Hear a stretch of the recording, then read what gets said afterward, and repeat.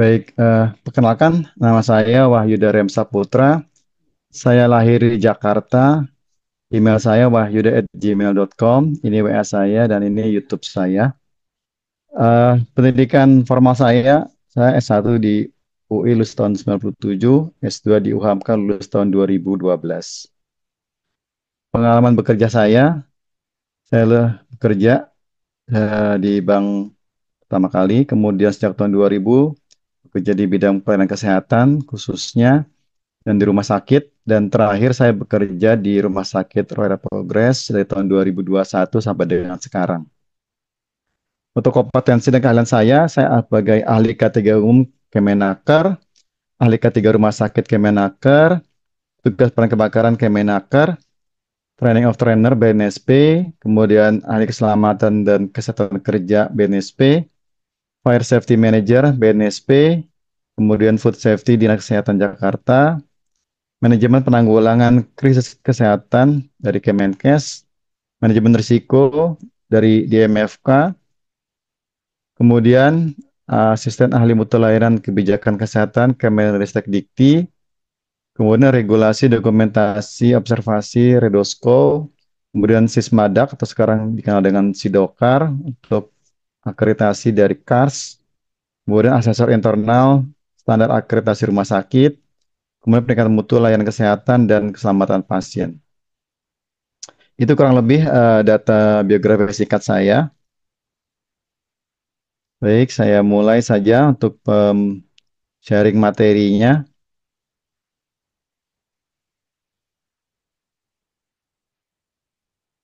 Baik, hari ini saya akan sharing tentang K3 untuk food safety dan food hygiene ya di rumah sakit khususnya seperti itu.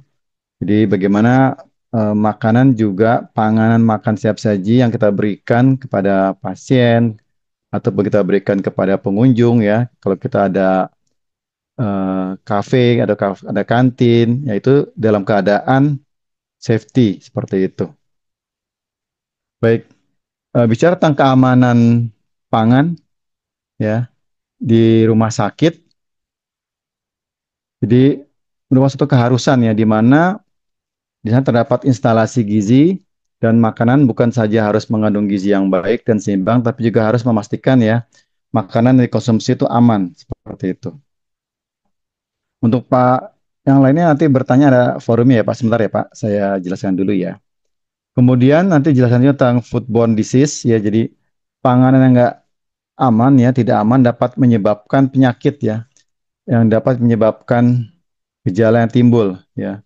Karena mengkonsumsi panganan yang mengandung bahan ataupun senyawa yang beracun atau organisme yang patogen. Jadi penyakit yang timbul oleh pangan dapat digolongkan ke dalam dua kelompok. Jadi yang bersifat infeksi dan intoksikasi ya. Jadi bersifat keracunan seperti itu. Nah, ini dibutuhkan ya penanganan yang baik di dalam pengolahan pangan di eh, rumah sakit. Jadi tujuannya adalah pemberian makanan di rumah sakit adalah tersedia makanan yang bermutu ya, baik dan aman, baik kepada pasien maupun kepada konsumen, serta terwujud perilaku yang sehat dan higienis untuk pengenalan makanan sehingga pasien dapat terhindar dari risiko penularan penyakit dan gangguan kesehatan dan keracunan makanan. Ya, itu tujuannya untuk makanan di rumah sakit. Nah, ini adalah prasarana yang ada di rumah sakit ya. Ini juga bagian yang harus dimonitor karena banyak sarana prasarana di rumah sakit ya. Ini sesuai dengan dari standar akreditasi rumah sakit tahun 2024 yang terbaru sebenarnya nggak ada perubahan sama ya untuk prasarana di rumah sakit. Nah, kemudian kita bicara tentang personal hygiene ya. Jadi personal hygiene adalah ya kebersihan perorangan yang merupakan kunci keberhasilan dalam pengolahan makanan ya untuk makanan sehat di tempat pengolahan makanan atau TPP ya, tempat pengelolaan pangan. Ya, tujuannya apa sih? Tujuannya mampu mengenal dan menghayati serta mengamalkan yang dalam kehidupan sehari. Jadi orangnya tahu gimana sih ya setelah ikut pelatihan ini jadi untuk cara hidup yang sehat dan bersih. Regulasinya di Undang-Undang 17 2023 tentang kesehatan ya, Undang-Undang 18 2012 tentang pangan, Permenkes 2 2013 tentang KLB keracunan makan, Permenkes 14 2021 tentang standar kegiatan tentang eh, izin berusaha berbasis risiko di sektor kesehatan. Upayanya adalah pengendalian ya faktor risiko yang berkaitan dengan proses pengolahan alat, tempat, orang ataupun disebut ini penjamah makan dan juga untuk bahan makanan. Kemudian atau food handler ya,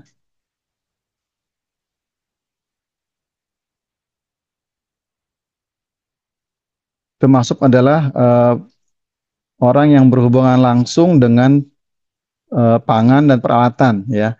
Dimulai dari level persiapan, kemudian pembersihan, kemudian pengolahan, pengangkutan dan penyajian makan.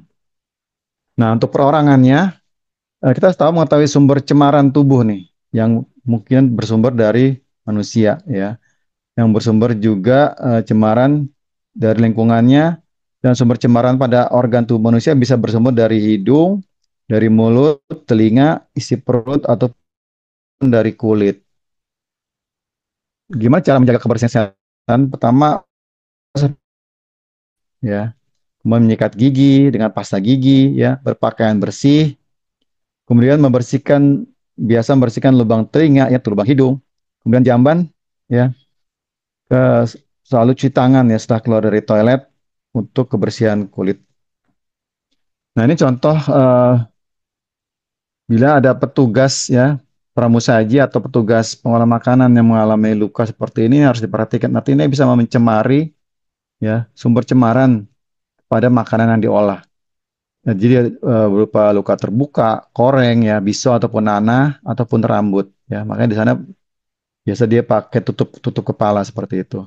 Nah, lukanya bisa luka teriris ya karena nggak segera ditutup dengan plester tahan air, koreng, bisul ya rambut ya.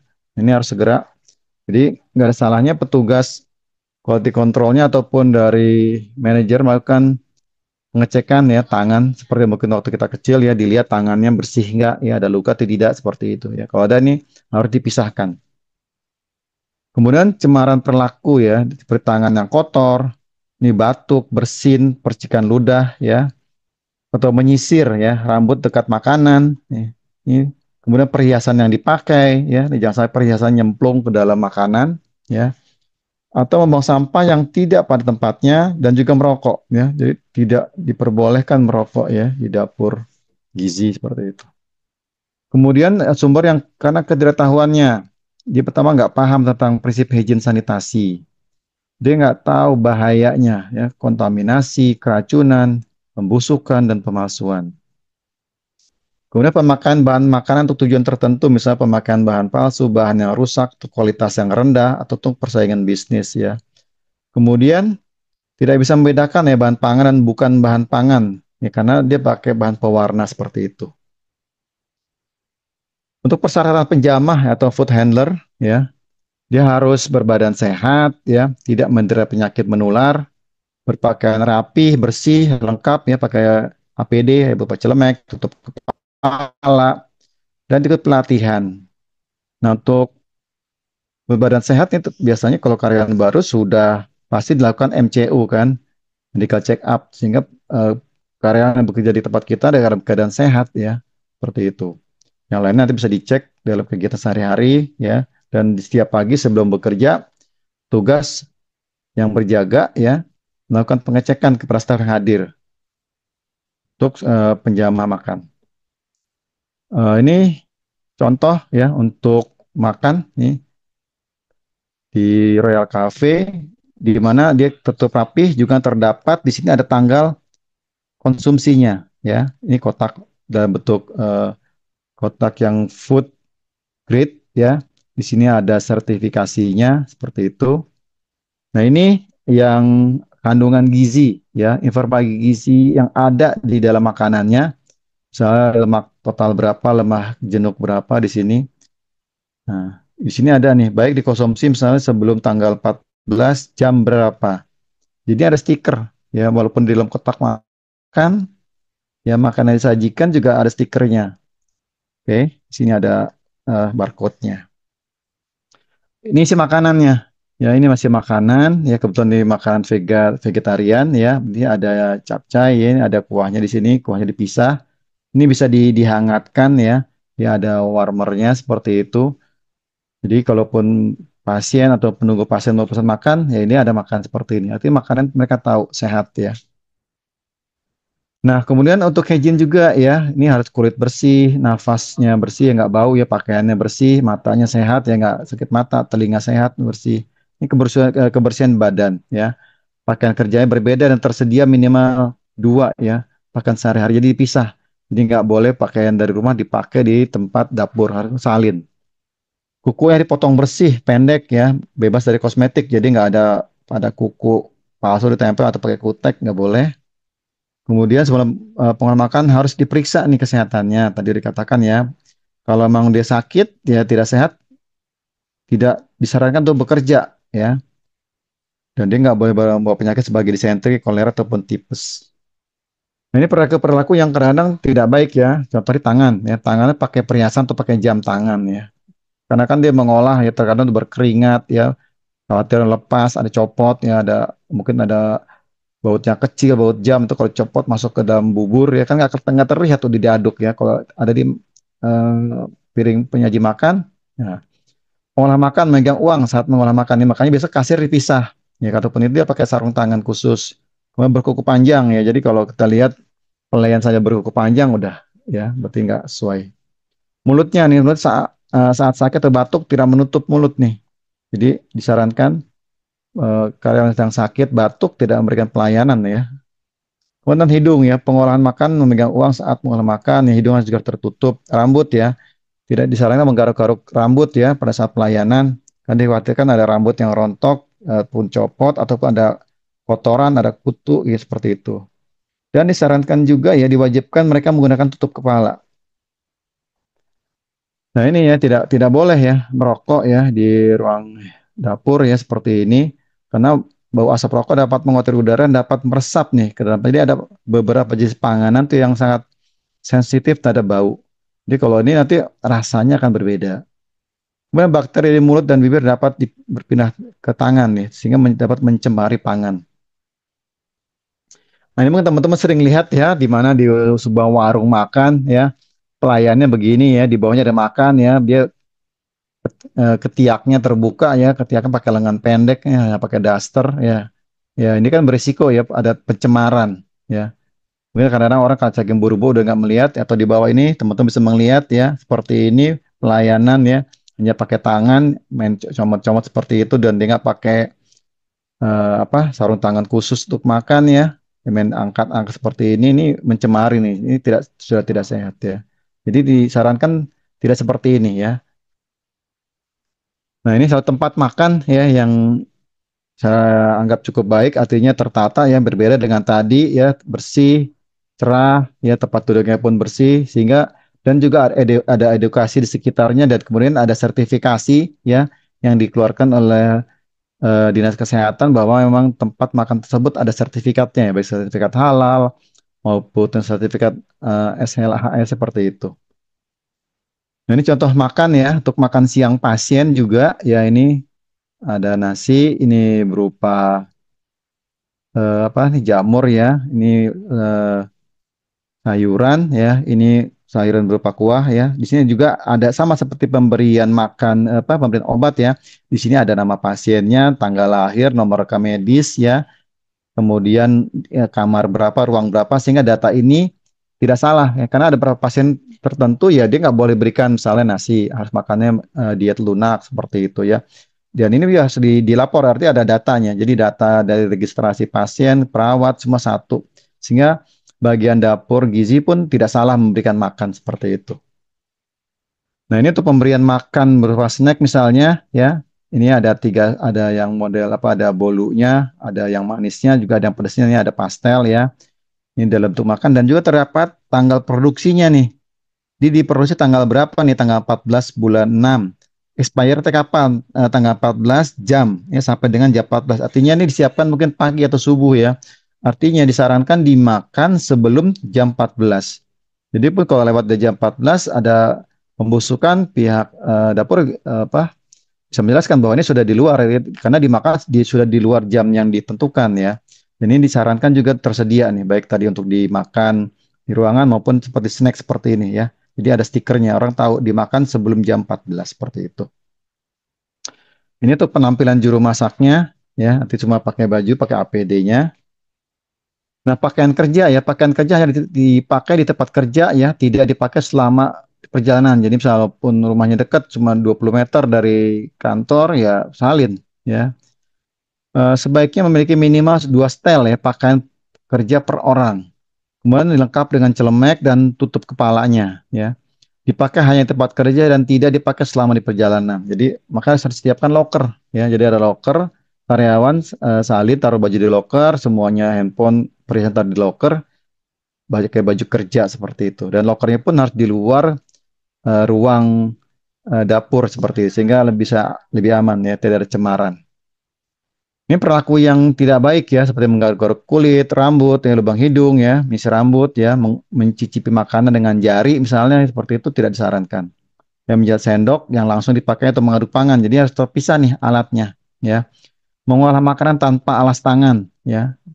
Kemudian meludah pada saat mengolah makan ya, merokok saat mengolah makan, batuk atau bersin tanpa ditutup. Nah, untuk praktek kerja yang untuk menangani pangan adalah kesehatan fisik harus dijaga ya, dilindungi dengan gizi yang baik, kebersihan seperti itu. Penyakit harus dilaporkan kepada perusahaan nih. Jadi kalau ada sakit, dia harus lapor. Jadi jangan diem-diem. Tujuannya bukan apa-apa sih, untuk mencegah kontaminasi silang. Ya. Jadi sia-sia kita membuat bahan makanan. Itu kan ada nilainya ya, nilai barang produksi kalau rusak karena ada karyawan yang sakit dia nggak bilang, itu bisa tercemar, kasihan ya. Dan itu nilainya mahal sekali. Kebiasaan kerja nih harus hygiene ya dikembangkan untuk menghilangkan pencemaran ya, yang bahaya potensial. Ya, selama kerja tangan harus cuci ya, setelah menggunakan toilet ya, menangani sampah, menangani bahan pangan, memegang uang, merokok, batuk, bersin, cuci tangan. Maka harus sering atau harus tersedia air bersih ya di dapur seperti itu.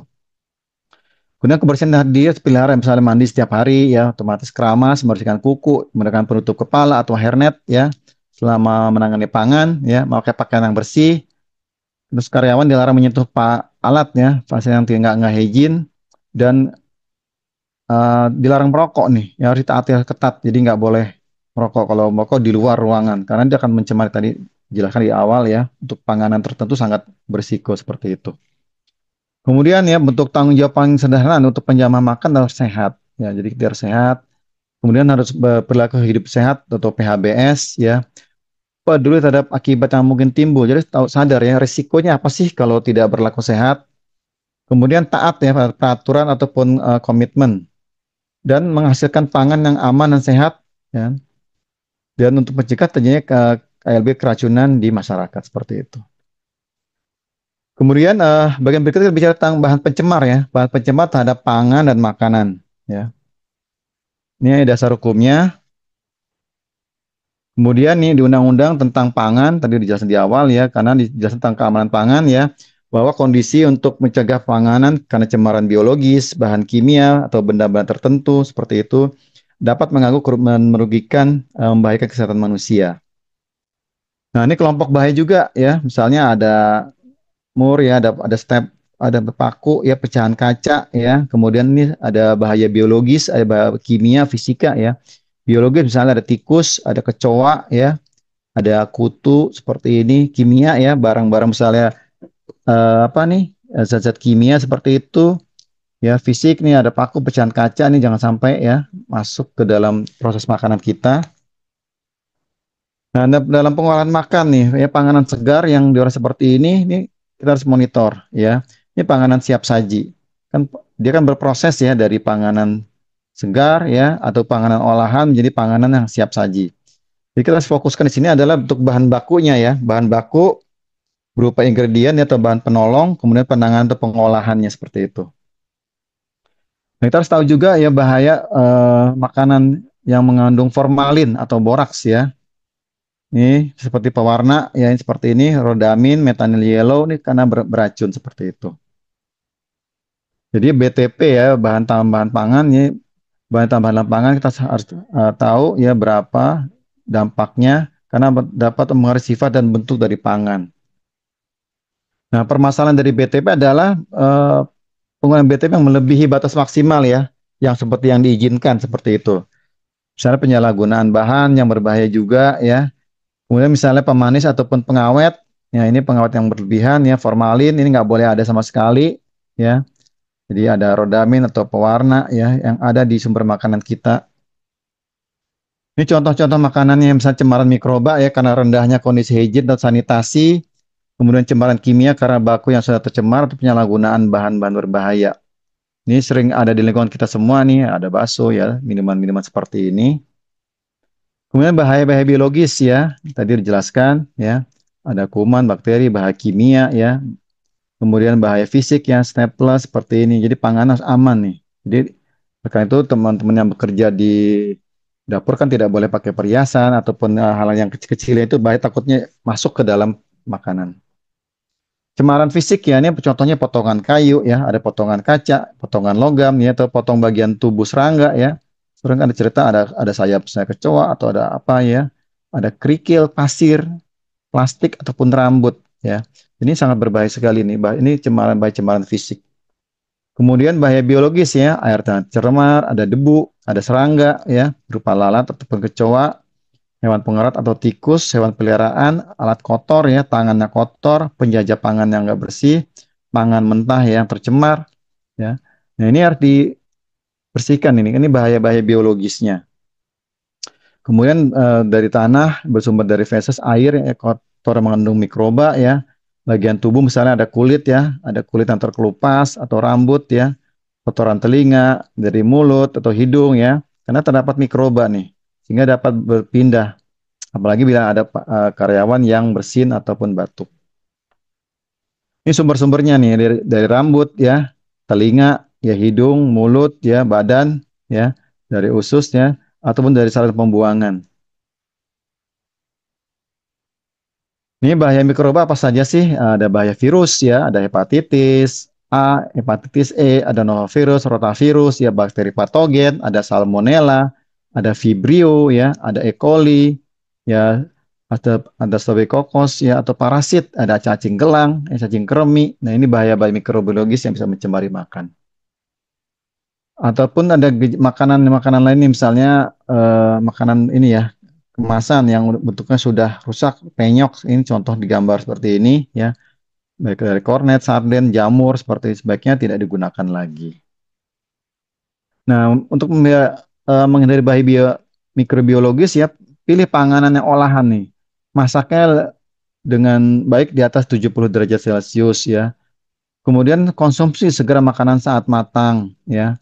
Disimpan makanan matang itu di suhu antara 10 derajat atau sampai dengan 60 derajat Celcius nih ya. Nah, pemanasan kembali itu harus seksama ya. Kemudian hindari kontaminasi silang dan cuci tangan harus selalu berulang-ulang ya. Jaga perlengkapan alat dapur harus selalu bersih ya. Lindungi pangan dan cemaran hewan dan gunakan air bersih. Nah, untuk cemaran kimia, nih kita tahu ada pestisida, ya, ada bahan pembersih, ada cat, minyak pelumas, logam, racun, ya, BTP, ada formalin, ya. Pestisida, apalagi kalau misalnya untuk membersihkan, ya, bekas apa mengelap meja atau nah ini pestisida harus dijauhkan nih, ya, takutnya tumpah atau mencemari makanan kita nih hati-hati, ya. Ada bahan pembersih misalnya. Kemudian sumber bahaya kimia juga ya, bahaya alami, ya, misalnya ada HCN dalam singkong, ya, ada asam cyanida karena berefek mual, muntah, pusing seperti itu. Jadi untuk makanan-makanan tertentu kita harus tahu nih yang sifat alaminya. Jadinya bisa ada pengolahan khusus ya. Bisa dibersihkan dia direndam air dulu ya, diganti berapa kali ya sehingga bisa lebih bersih lagi. Kemudian sumber alami yang berikutnya asam jengkolat pada jengkol seperti ini ya dapat menyebabkan perut kembung, kolik ataupun kejang ya. Karena dapat bentuk kristal pada saluran kemih. Jadi kalau makan ini tolong berhati-hati ya. Jumlah juga harus sesuai dengan ukuran ya, jangan berlebihan. Kemudian kalau logam berat ya, karena dapat dari merkuri, timba, kadmium ya, dari air yang tercemar. Jadi ya, air yang digunakannya pun harus bersih. Atau bersumber dari alat masak atau pengemas yang mengandung logam ya. Kemudian dari hewan, dari pewarna tekstil misalnya, atau dari udara tercemar ya. Jadi ini kalau masak juga harus tempatnya juga yang bersih ya. seperti itu. Kemudian berikutnya adalah makanan jajanan ya, misalnya makanan jajanan sekolah ya karena biasa mengandung pemanis buatan ya atau pengawet, asam benzoat seperti itu atau penyalahgunaan berbahaya ya. Karena dia sering berbahaya untuk pangan, formalin, borak ya. Ini contohnya seperti ini nih sirup-sirup seperti pewarna ini yang nggak memiliki eh, apa standarnya ya nggak sesuai. Jadi tolong teman-teman kalau ini lihat lagi kembali. Kemudian itu formalin ya, ini formalin dalam pembelian makanan nih. Karena kami pernah melakukan dalam tes ya ternyata tahu yang diproduksi itu formalin langsung kita ganti vendornya ya. Kalau mie juga dilihat ada sertifikatnya. Jadi kalau memang udah ini ganti vendor jadi jangan digunakan. Dilihat dari ayam, ikannya kan kesegarannya nggak berbeda ya. Ya, ini biasa ada di sini nih ya, di mie, bakso, tahu, ikan ya. Jadi kalau teman-teman ada pengolahan di dapur menggunakan tahu, waspadai juga ya. Jadi perlu sekali-kali diambil sampelnya atau waktu dia menawarkan vendornya minta sampelnya tahunya ada sertifikatnya enggak ya, memang bebas dari formalin. Nah, nanti setahun sekali kan kita cek tuh, kita cek benar nggak seperti itu, kita ambil sampelnya. Nah, ini boraks ya, biasa ada di lontong nih contohnya ya, di bakso ya, ini di pempek seperti ini, ya di kerupuk ataupun di apa nih, eh eh, apa yang dibakar ya seperti ini ya. Ini biasa dia karena eh, daya tahan yang cepat busuk, dia dikasih bahan pengawet nih ya. Contoh di bakso, cilok ya, lontong ya, otak-otak ya, kerupuk, mie basah, pisang ya, molen ya, siomay ya kan dari buras, ketupat, lemper ya, otak-otak. Nah, itu juga ini hati-hati ya, dilihat. Jadi kalau udah berlebih lebih dari berapa kok masih awet, nah ini harus diwaspadai. Ini boraks ya, ini boraks yang banyak dijual di pasaran nih ya. Ini contoh-contoh ini, jadi kita harus lihat nih. Ini jangan sekali-sekali digunakan ya, dan ini tidak boleh. Karena dia itu sebenarnya penggunaannya bukan untuk makan ya, ini penggunaan untuk ini ya. Nah ini ciri-cirinya nih, ini yang saya lihat kalau mie basah ya, walaupun 2 hari simpan mie basah masih bagus aja gitu kan. Nah ini kita kemudian baunya agak menyengat nih, ya kemudian nggak lengket kan kalau mie dipegang ya ada lengket-lengketnya. Terus mie-nya lebih mengkilap dibanding mie normal nih. Terus saya lalat juga nggak mau datang, kok kenapa ya? Karena dia nggak menghasilkan, karena sudah ada zat kimianya nih. Kemudian tahu ya, untuk tahu ya. Tahu tuh terlampau keras namun nggak pernah padat nih. Nah, contohnya. Apalagi misalnya lebih dari 15 hari di kulkas masih bagus. Di suhunya 10 derajat misalnya. Nggak rusak sampai 3 hari di luar ruangan. Jadi patut diwaspadai nih kalau di 3 hari di luar kok awet ini tahu ya. Terusnya baunya agak menyengat nih ya. Nah, untuk bakso ya, bakso biasa tidak nggak rusak ya sampai 5 hari ini pada suhu kamar. Nah, ini kalau bakso 5 hari diam di luar nggak apa-apa. Nah, ini kita curiga nih nggak bau nggak ini ya. Cuma tekstur sangat kenyal nih ya. Kemudian nggak pernah lalat nggak pernah hinggap ya. Nah, ini lalat aja nggak mau hinggap ke makanan itu artinya udah kelihatan nih. Di indikasi alamiahnya kelihatan seperti itu. Nah, ini contoh juga ikan segar ya, ikan asin ya nggak rusak sampai 1 bulan di suhu kamar ya, bersih cerah nggak berbau khas ikan asin nggak dihinggapi lalat seperti itu ya.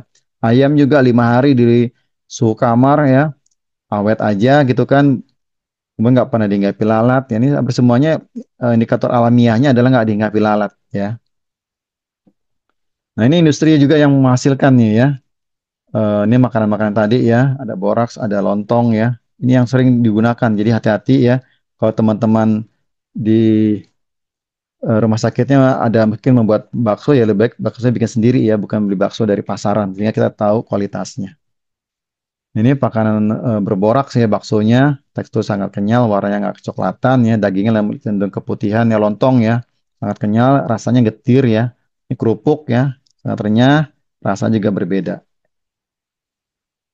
Nah, ini yang contoh juga nih yang sering kita lihat minuman ya, makanan seperti ini ya warnanya aja sudah kita patut curigai ya kenapa warna seperti ini seperti itu ya. Warna pangannya mencolok ya.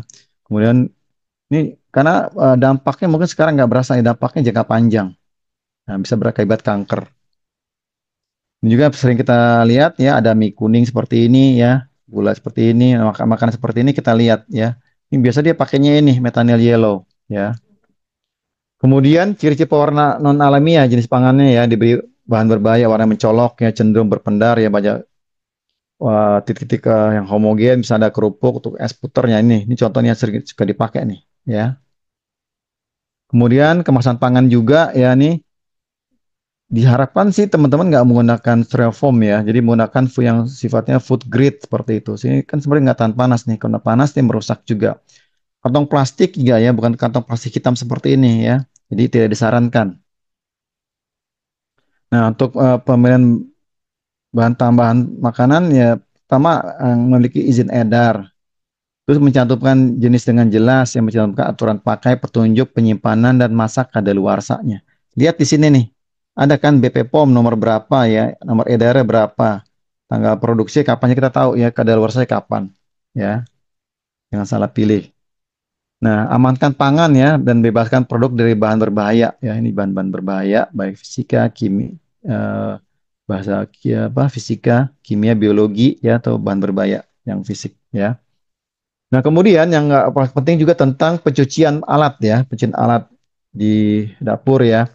Nah, ini di tahun 2024 kalau teman-teman masih ingat ya, ada kasus ya, ada sebuah tempat makan yang mencuci makanan itu di toilet ya. Ini ditemukan oleh customer adalah dari apa? Dari ojek online, dia numpang pipis ke belakang, ternyata piring bekas makannya dicuci ditaruh di toilet, ini toilet seperti ini ya. Kemudian difoto lah seperti itu ya. Sehingga sampai ini perusahaannya tutup bangkrut ya. Jadi tolong kewaspadaan, artinya entah ini apa mungkin persaingan dagang, tapi nggak boleh ya. Teman-teman harus punya tempat mencuci sendiri. Ya, ini kalau udah ke mass media udah susah nih ya. Ini contohnya ya, ada makanan higienis bikin warga ya keracunan, ya piring harus selalu bersih. Ini juga tempat makan harus selalu dicuci ya, seperti itu. Nah, mencuci ya berarti membersihkan atau menjadikan bersih. Nah, secara awam nggak sama nih untuk setiap orang. Jadi ini ada aturan untuk hygiene sendiri nih ya. Ada ukuran standarnya ya. Bersih secara visual ukuran standarnya ya. Dan angka E. coli-nya berapa. Nah, pembersihan untuk menghilangkan kotoran ya, partikel. Jadi ada pembersihan. Pertama dilakukan pembersihan sanitasi ini dibersihkan dulu ya. Jadi untuk mengurangi jumlah eh, bakterinya. Kemudian pembersihan dan sanitasinya nih, setiap kali ada pembersihan harus di tepat saji, pengolahan juga eh, harus dipisah karena berpotensi berbahaya. Kemudian ya untuk penyimpanannya ada apa termometer, kita tahu ukuran suhunya. Kemudian eh, untuk penyimpanan yang berbahaya ya, permukaan kontak pangan ya, ini minimal 4 jam sekali harus dibersihkan seperti itu. Nah, objek harus dibersihkan ya di ruang dapur pertama adalah ya piring, mangkok ya, alat makan, kemudian gelas, cangkir, mug, alat talenan ya, meja persiapan, wadah, penyimpanan, baki, untuk display, wastafel seperti itu ya. Kemudian ada objek juga harus dibersihkan ya minimal seminggu sekali atau 1 bulan ya. Ini ada lantai, dinding, langit-langit ya, tempat sampah, jendela ya, kulkas, ruang pendingin. Ini harus di stok opnam ya dibersihkan. Jadi jangan bertumpuk lagi bertumpuk. Nanti yang bulan lalu masih ada di situ ya dibersihkan nih. Ya. Jadi tempat dapur juga harus dibongkaran, istilahnya dibongkar, dibersihkan ya, sama-sama seperti itu. Nah, untuk proses pencucian itu ada 5 ya. Pertama tersedia sarana pencucian. Kedua ada teknis pencucian. Ketiga mengetahui maksud untuk cucinya. Keempat kebersihan. 5 bahan pencuciannya. Ya. Untuk perangkat kerasnya ada bahan persiapan ya, pencucian ada 3 bak, ada sinknya, pencucian, ada pembersihan, disinfeksi ya. Kemudian perangkat luarnya ada berupa air bersih, ya zat pembersih, bahan penggosok ya atau disinfektan seperti itu. Nah ini nih mesti ada berapa saat? Ini satu, dua, ya, tiga, empat, lima, enam, ya, ada 6. Jadi ada scraping, flushing, washing, ya, rinsing, ya, sanitizing, sama tol ya.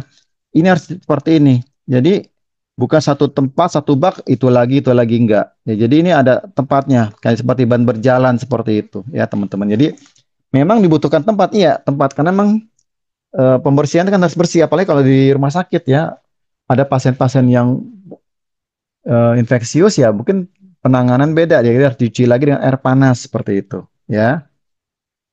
Nah, ini model-model contohnya ya untuk penempatan baki cucinya nih ada penempatan lurus ya, penempatan model siku ya, penempatan letter T atau letter U ya. Ini disesuaikan nih ya. Untuk ada scrapingnya ya, ada flushingnya, ada washingnya, sanitizing sama penirisan ya terakhir seperti itu. Jadi ini berurut seperti ini. Nah untuk scraping, ini contoh scraping ya dibuang nih. Jadi arti ini ada tempatnya nih, tempat sampah dibuang, sisa-sisa makanan di sini. Oke. Kemudian flushing ya direndam. Ini bak keduanya direndam ya. Rendam seluruh kotoran yang nempel sehingga mudah dibersihkan ya. Kemudian ketiga washing ya dicuci ya seperti itu. Kemudian ke berapa? Lima ya. Keempat ya dibilas ya. Ini bagian pembilasan guna air banyak mengalir, hati gosok ya dengan tapas saat ini atau air yang bertekanan nih ya. Jadi harus siap. Kemudian disinfeksi ya. Untuk ini menggunakan panas ya, 82 derajat selama 30 menit ya atau di steam ya atau pakai klorin ya. Di saya pakai head aja sih ya.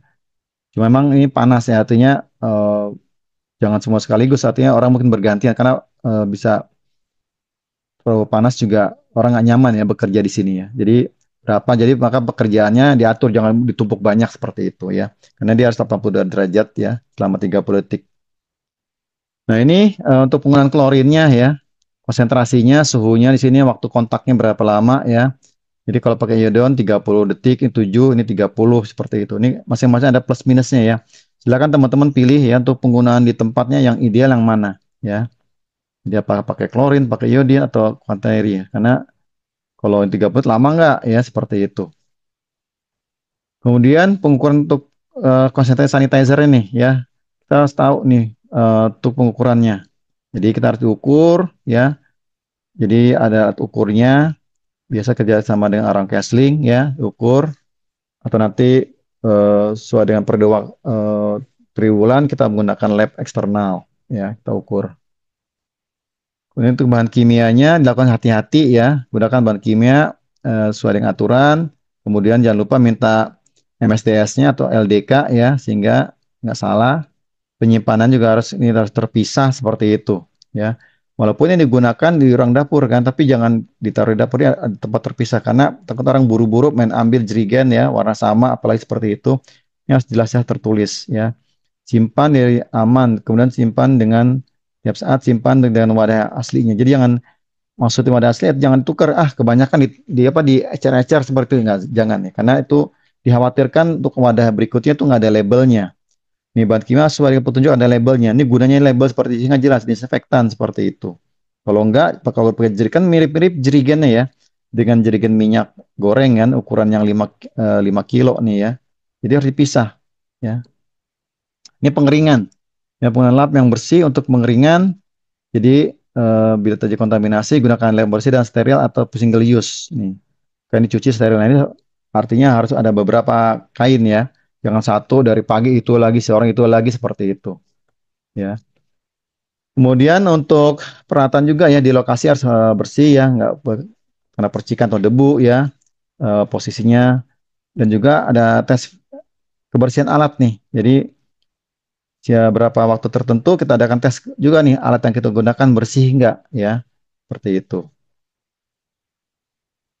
Nah kemudian tentang persiapan untuk hygiene sanitasi pangan juga adalah tentang bahwa kita menyediakan pangan untuk banyak orang sehingga tanggung jawabnya jadi yang cukup besar ya.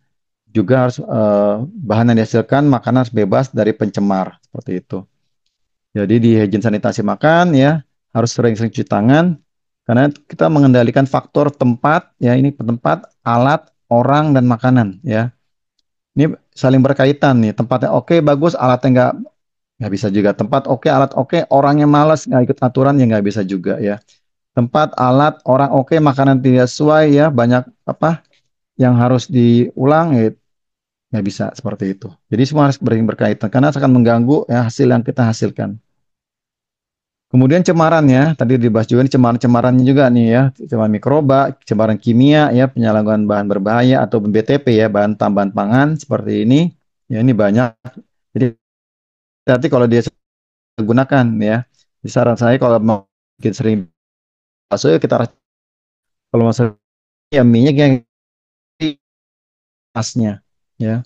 Kalau kita beli yang sudah nggak tahu, mungkin awalnya kasih bagus lama-lama ya bisa terjadi kan. Nah, kita harus sering-sering melakukan uji uji silang, dicek lagi seperti itu. Kenapa sih penting ya? Karena nih kalau tempat makan yang kita seperti kan enak ya, kita lihat bersih ya, nyaman ya, makan tertata dengan rapi juga nyaman seperti ini ya. Sehingga mencegah keracunan pangan atau penyakit akibat pangan seperti itu ya. Jadi itu dimulai dari pemilihan bahan ya. Jadi bahan-bahan yang dipilah, penyimpanan bahan juga nih harus diatur ya, nggak boleh nyampur ya. Jangan bahan basah, bahan kering campur ya, semua dipisah nih. Pengolahan makan atau mengolahnya ya, masaknya seperti apa di sini.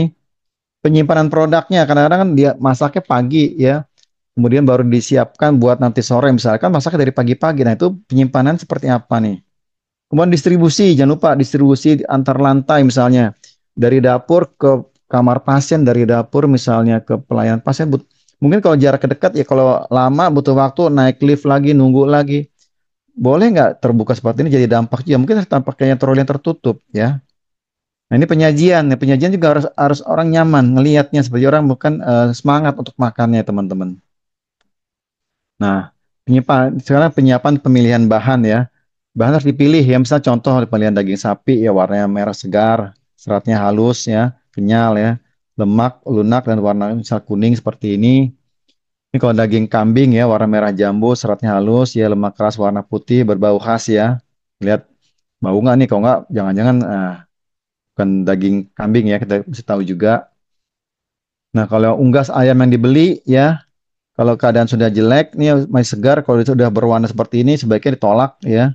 Jangan diterima, karena nanti sia-sia kita kerja dari awal. Ya, unggas warna putih ya, kuning, lembek, tulang ini yang bagus nih. Nah, kalau yang unggas kampung ya, agak kering ya. Kalau boiler seperti ini. Jadi kita harus tahu nih ciri-cirinya, jatuh beli ya. Nah, kalau sudah agak pucat, kebiru-biruan ya, kuning mencolok, ya nggak elastis, kalau dipegang kok bahannya keras, ya, tolak aja. Jadi nanti kita sia-sia masak ya. Nah, ikan segar ya. Kalau ikan segar kulitnya terang, ya, cerah, sisiknya melekat ya. Matanya jernih dilihat ya, daging elastis seperti ini ya, nggak berbau busuk ya. Tapi kalau udah berubah dia seperti ini nih, kering ya, nggak tidak busuk, ini daging utuh. Nah, telur juga, mas lihat ya, telurnya bersih, kuat, nggak pecah, nggak retak, bocor ya. Kemudian terdapat noda atau kotoran pada kulit yang harus bersih. Lapisan tepung permukaan, lapisan zatnya juga ya. Kulit telur kering yang nggak basah, yang dikocok, misalnya dikocok kan beda ya. Telur masih bagus, merah dikocok itu berbeda ya. Kemudian untuk pangan nabati ya, buah-buahan ya. Fisiknya harus bagus ya, terbungkus kulit dengan baik, warna juga sesuai ya. Nggak karbitan ya, nggak berbau busuk, yang nggak asam ya. Sayuran juga ya, daun, buah, umbi atau segar seperti itu, kulitnya nggak ada bekas gigitan hewan ya atau bekas gigitan manusia. Kemudian tidak ada nodanya, bebas dari tanah ataupun kotoran. Kemudian untuk biji-bijian ya, nah berupa kering ya, isi penuh, warna mengkilap, permukaannya baik, nggak ada noda ya, bijinya nggak ada lubang ya walaupun kecil ya, takut dimakan ngengat seperti itu. Terus dicium ya, dia baunya bau khas seperti itu. Kemudian nggak ada tumbuh nih, kecambah atau tunas nih ya, udah kecembuh tanas ya jangan jangan diolah ya. Nah, biji yang baik tuh kalau direndam tuh tenggelam di air ya, bukan ngambang. Kalau ngambang artinya dia kosong dia. Ya. Kemudian bumbu, bumbu kering ya, bumbu kering tuh kering nggak dimakan serangga, warna mengkilap, berisi penuh, bebas dari kotoran dan debu ya. Nah, kalau berubah warna nih harus dipisahkan ya teman-teman. Nah, untuk bahan fragmentasi ya, pangan tercium aroma asli ya, nggak berubah warna, bebas dari cemaran ya, tidak terdapat noda atau pertumbuhan benda asing. Kemudian untuk pengenalan pabrik ya terdaftar. Nah ini jadi kemakan kalian terdaftar, nggak rusak ya, kemasannya nggak berubah warna ya. Terusnya masih pada masa belum kadaluarsa ya, penutup segelnya baik, mereknya labelnya jelas terbaca ya. Jadi kalau sudah penyok, bolong seperti ini nggak usah ya. Ini juga untuk penyimpanan nih. Ya penyimpanannya harus terhindar dari hewan kontaminasi bakteri ya. Dan jangan lupa pakai Vivo ya, ditaruh di kulkas first in first out, jangan yang diambil yang di atas lagi seperti itu ya. Penyimpanan bersih dan tertutup ya, penyimpanan nggak bernempel ke dinding ya, lantai langit ya. Dan dikelompokkan per jenis makanan yang nggak dicampur ya. Ini suhunya ya, ada suhu sejuk, ada ceiling ya, ada freezing, ada beku. Ini suhu yang di standar seperti ini ya. Jadi ini disesuaikan dengan makanannya nih ya. Jadi makin beku dia akan makin tahan lama, tapi tergantung untuk penyimpanannya. Nah, kemudian dicatat nih bahan-bahan terima, dicatat dalam buku stoknya, tanggal pembelian, ya, tempat penempatan, ya, bahan yang layak disimpan, kemudian organ-organnya seperti itu. Ingat wadah tertutup, suhunya ada 40 sampai 65 ya. Kalau di suhu kamar sekian ya, ada petugas nih, petugas khusus menanganinya nih. Ingat jangan lupa tetap kembali pakai Vivo ya. Jadi jadi pertama kali taruh disimpan itu pertama kali kita gunakan sehingga berputar ya. Jadi harus diatur cara penyimpanannya.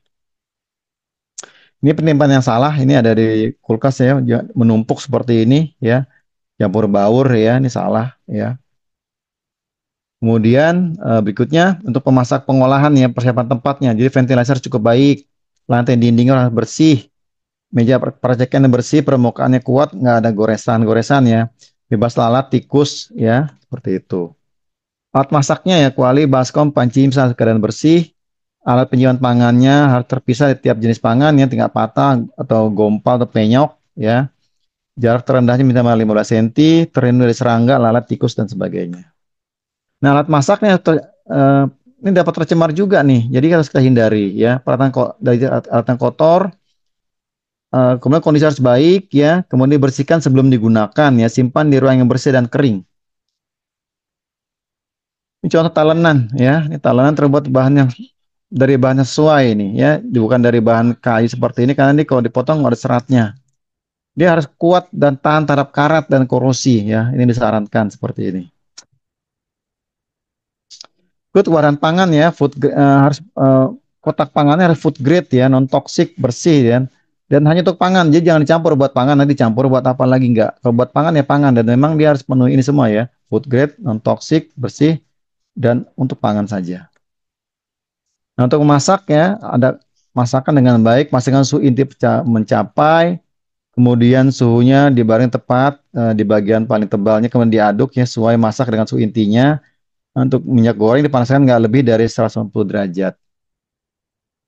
Untuk pemanas cepat ada macam-macam cara ya, ada oven tradisional, ada convection oven, ada microwave oven, ada sistem presto seperti itu. Ya. Nah, untuk pemanasan lambat ya digunakan sistem listrik atau pakai kompor biasa ya untuk yang mudah resiko tinggi sehingga harus segera dikonsumsi. Nah ini jadi kalau yang bersiko makanan cepat basi atau rusak ya segera dimakan ya, jangan dipanas berulang-ulang karena kandungan gizi bisa berubah. Kemudian untuk media masaknya ya, ini ada macam-macam untuk penggunaan media masak ada dengan merebus, dengan menggoreng ataupun dengan membakar ya. Ini kalau dengan merebus harus tahu waktu perebusannya berapa lama. Kalau menggoreng, ini lihat uap airnya, asapnya, oksigennya seperti itu ya. Kalau pembakaran yang lemak yang keluar apa ya, sini ada. Kemudian untuk masaknya juga ya, untuk masak yang perlu dilakukan adalah makanan keringnya ya, kemudian penambahan pengempukan pewarnaan alam ya, bahan makanan lunak ya, maksimum lama makan dulu ada 3 jam sebelum waktu penyajian. Ini kata kunci di sini. Percikan bahan ya, peracikan ya, cuci bahan pangan, bumbu sampai bersih, selalu cuci di sini, potong bahan kecil ya, buang bagian yang rusak ataupun layu seperti itu. Dan diprioritaskan dalam masak adalah masak bahan pangan yang tahan lama nih ya.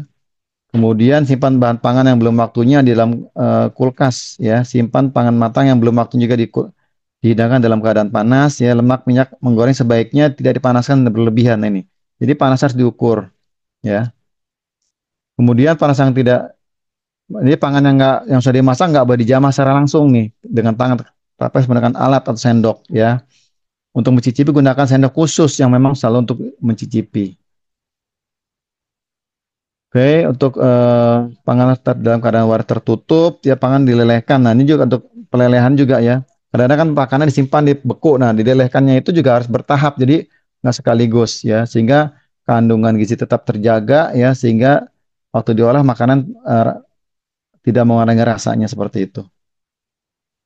Ini penyimpanan ya, seperti ini ya, ditulisin terus tanggalnya, jamnya seperti itu.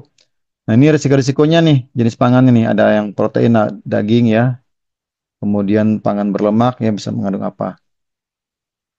Nah, untuk cara penginginan pangan matang, yang pertama diinginkan ya, tidak segera disajikan, diturunkan sampai suhu 10 sampai dalam 2 jam ya. Kemudian baru masuk ke dalam kulkas ya, dengan suhu 4 derajat ya. Kemudian dicatat nih dalam pengukuran suhu. Jadi nggak langsung ini tahapan-tahapan setelah masak ya, diinginkan di suhu ruang, baru masuk ke kulkas seperti itu. Ini penyimpanan bahan pangan ya, karena disimpan untuk kenapa sih disimpan? Untuk mencegah pertumbuhan bakteri ya. Karena bakteri bisa tumbuh ya di bawah suhu 5 derajat dan di atas 60 ya.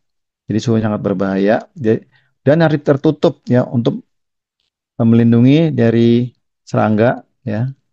Waktu tunggunya ya. Ini waktu tunggu yang disarankan ya sekitar 4 jam. Panas kembali ya, panas disajikan dengan suhunya 8 derajat ya. Nah, kemudian cara pengangkutan ya. Wadahnya ada wadah masing-masing harus kuat ya. Jadi trolinya tuh harus yang anti bocor ya. Kemudian ada kalau memang ada pemanasnya berarti dia harus, bisa dipanaskan ya. Ada colokan untuk listriknya seperti itu. Ya macam-macam bentuknya ya ada bentuk seperti ini ya untuk daya angkutnya. Kemudian untuk penyajiannya nih. Tempat penyajian juga harus baik ya tempat penyajiannya, waktu penyajiannya dan cara penyajian dan prinsip penyajian. Prinsipnya pertama makanan nggak bakal kontaminasi silang. Biar satu tercemar yang lain dapat diamankan. Jadi kenapa sih dipisah-pisah biar tahu oh ini tercemar gitu. Semuanya kan bisa diamankan ya, bisa dipisahkan. Oh ini tidak, oh ini masih bisa seperti itu. Kemudian kadar air juga kita harus tahu ya. Kemudian makanan yang dimakan hindari makanan yang membahayakan ya. Seperti ini jangan sampai masuk ke dalam makanan. Kemudian makanan dipisahkan tadi udah dicontohkan yang digambar di atas ya makanan ditempatkan di wadah khusus ya kotak khusus yang food grade seperti itu. Untuk dipanaskan ya ada prinsip pemanasan, ada penyajiannya ya seperti ini ya, ada pemanasnya. Kemudian untuk handlingnya nih, ya, arti handling ini nggak tangan telanjang ya, tapi pakai alas ya teman-teman, pakai sarung tangan khusus ya, sehingga nggak ada pencemaran di tubuh atau dan juga lebih sopan ya dilihat juga. Baik Pak Arief, saya rasa cukup untuk materi hari ini. Silakan waktu dan tempat saya kembalikan ke Pak Arief. Oke, baik. Terima kasih banyak Pak Wahyuda untuk materinya dan di sini sudah ada yang ingin berdiskusi ya. Tapi sebelum kita lanjut ke sesi diskusi, ada beberapa informasi dulu untuk rekan-rekan semuanya. Bagi Bapak Ibu yang ingin bertanya, silahkan bisa tuliskan pertanyaannya di kolom Q&A ya Bapak Ibu. Nah, untuk absensi nanti kita akan berikan setelah ini ya. Jadi mohon ditunggu terlebih dahulu dan untuk materi pun nanti kita akan share di aplikasi Mika Pro. Jadi nanti Bapak Ibu bisa buka di menu modul pelatihan. Nah, itu nanti bisa diakses untuk Mika Pro yang statusnya platinum. Sekali lagi untuk yang Bapak Ibu baru daftar itu akan mendapatkan gratis 3 bulan platinum ya. Oke, nah bagi Bapak Ibu semuanya yang sudah install aplikasi Mika Pro, silahkan bisa dicek apakah aplikasi Mika Pro-nya sudah platinum atau masih silver. Kalau sudah platinum maka aman, tinggal isi absensi saja. Ya kalau misalkan masih silver, Bapak Ibu tidak perlu khawatir ya, masih bisa mendapatkan sertifikatnya walaupun sudah eh, berlalu webinarnya ya. Misalkan sekarang masih belum bisa upgrade, nanti upgrade-nya bulan depan, nggak apa-apa. Yang penting Bapak Ibu semuanya upgrade, kemudian nanti sertifikatnya bisa kami terbitkan gitu. Nah, bagaimana cara upgrade platinumnya? Di sebelah kanan ini adalah gambar untuk aplikasi Mika Pro yang statusnya silver. Maka nanti akan ada gemboknya, ada dua ya. Nanti Bapak Ibu silahkan bisa klik aja salah satu gembok yang ada di sini, lalu ikuti untuk langkahnya. Nah, untuk Bapak Ibu semuanya yang sudah mengikuti webinar kolega dan ingin untuk refresh kembali materinya, bisa langsung meluncur ke channel YouTube-nya Kak Cik Deni karena di channel YouTube-nya Kak Cik Deni webinar kolega kita akan upload juga di sana. Seperti itu ya Bapak Ibu. Silakan bisa subscribe dan jangan lupa klik tombol loncengnya supaya nggak ketinggalan video-video terbaru dari Kak Cik Deni. Kemudian bagi Bapak Ibu semuanya yang memiliki SKP dan juga lisensi Kemenaker RI untuk yang levelnya ahli, Bapak Ibu silahkan eh, bisa dicek apakah sudah expire, mendekati expire, atau sudah lama expire-nya. Dan silahkan bisa dicek dan Mediatema bisa bantu untuk perpanjangannya. Kemudian bagi Bapak Ibu yang levelnya teknisi, kemudian juga supervisor, ataupun juga CEO alat berat, serta petugas ya. Nah, Bapak Ibu juga bisa melakukan perpanjangan di media Tama seperti itu. Dan yang penting Bapak Ibu belum expire lebih dari 1 tahun, walaupun sudah expire tapi jangan sampai lebih dari 1 tahun ya. Kalau sudah lebih dari 1 tahun maka perlu refreshment lagi dan memerlukan waktu 3 hari sampai 5 hari untuk melakukan refreshmentnya tergantung pelatihannya Bapak Ibu. Oke, nah kalau misalkan Bapak Ibu ingin terjun ke dunia K3, bisa banget untuk bisa mengikuti pelatihan ahli K3 umum terlebih dahulu sebagai pintu gerbang utamanya, ya. Nanti Bapak Ibu akan mempelajari secara general di materi ahli K3 umum ini dan pembelajaran secara online dan ini pendidikannya minimal D3 untuk bisa mengikuti pelatihan ahli K3 umum. Kemenaker RI. Dan Mediatama juga ada untuk yang level ahli K3 BNSP. Jadi kalau tadi Kemnaker, kalau yang ini BNSP. Jadi nanti Bapak Ibu ingin meningkatkan lagi kompetensinya. Nah, di ahli K3 BNSP ini ada program subsidi, masih ada ya. Jadi nanti Bapak Ibu dari harga 2,5 juta hanya 950.000 aja pembelajarannya secara mandiri melalui platform e-learning kami seperti itu. Dan ini pendidikannya sekarang D3 ya Bapak Ibu atau semester akhir untuk kuliah di semester 7. Kalau dulu memang masih bisa SMA atau SMK untuk yang level ahli, untuk saat ini sudah tidak bisa dikarenakan kami ada dua skema sertifikasi baru yaitu di operator K3 dan petugas K3 dari BNSP. Nah, ini untuk Bapak Ibu yang pendidikannya minimal di bawah D3 ya, SMA, SMK, itu bisa ambil yang petugas ataupun operator K3 BNSP. Bedanya apa kedua pelatihan ini? Bedanya kalau yang Bapak Ibu belum punya pengalaman sama sekali di bidang K3, ambilnya yang operator K3 BNSP.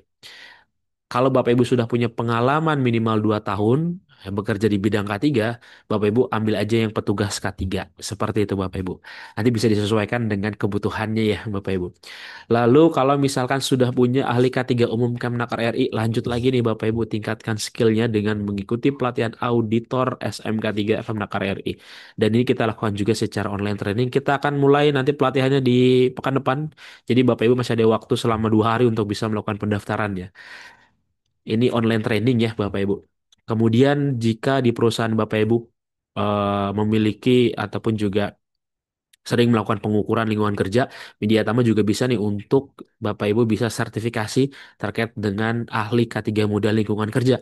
Nanti Bapak Ibu tentunya bisa melakukan pengukuran terhadap faktor fisika, kimia, biologi, ergonomi ya, kemudian psikologi itu bisa ya. Nanti Bapak Ibu bisa ikut pelatihannya dan ini blended training nanti akan ada prakteknya juga secara offline ya kalau untuk prakteknya.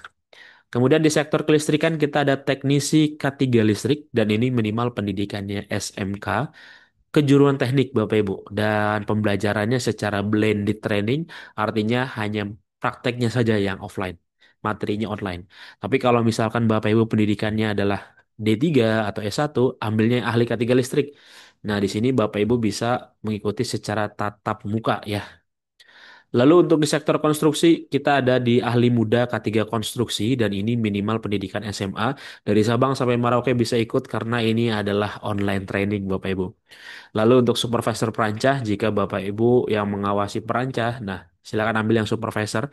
Tapi kalau yang memasang dan membongkar perancah, ambilnya yang teknisi perancah Kemenaker RI. Keduanya pembelajarannya blended training, artinya nanti ada prakteknya, kita akan memasang perancah ya Bapak Ibu. Kemudian kalau di dalam perusahaan kita masuk ke dalam tim tanggap darurat, bisa ambil petugas peran kebakaran kelas D.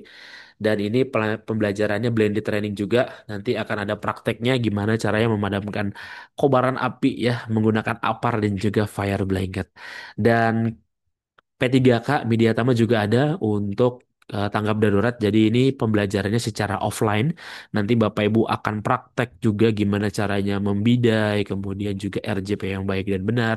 Nah, itu akan dipraktekkan langsung ya pada saat pembelajaran P3K.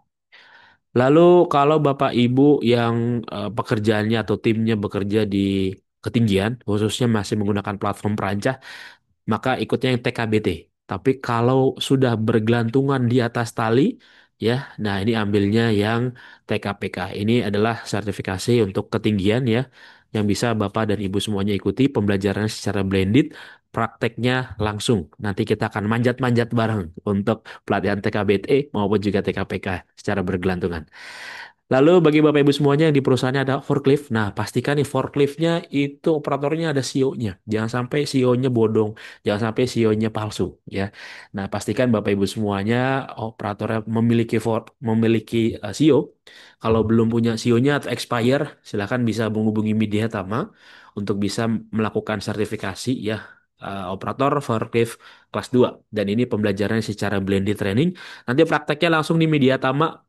Media Tama ada forklift satu untuk praktek bareng-bareng dengan transmisi otomatis seperti itu. Kemudian bagi Bapak Ibu semuanya yang ingin sertifikasi di sektor rumah sakit, salah satunya K3 Rumah Sakit ya, Kemenaker RI bisa ikut nih di bulan Juni ini, nanti di tanggal 17.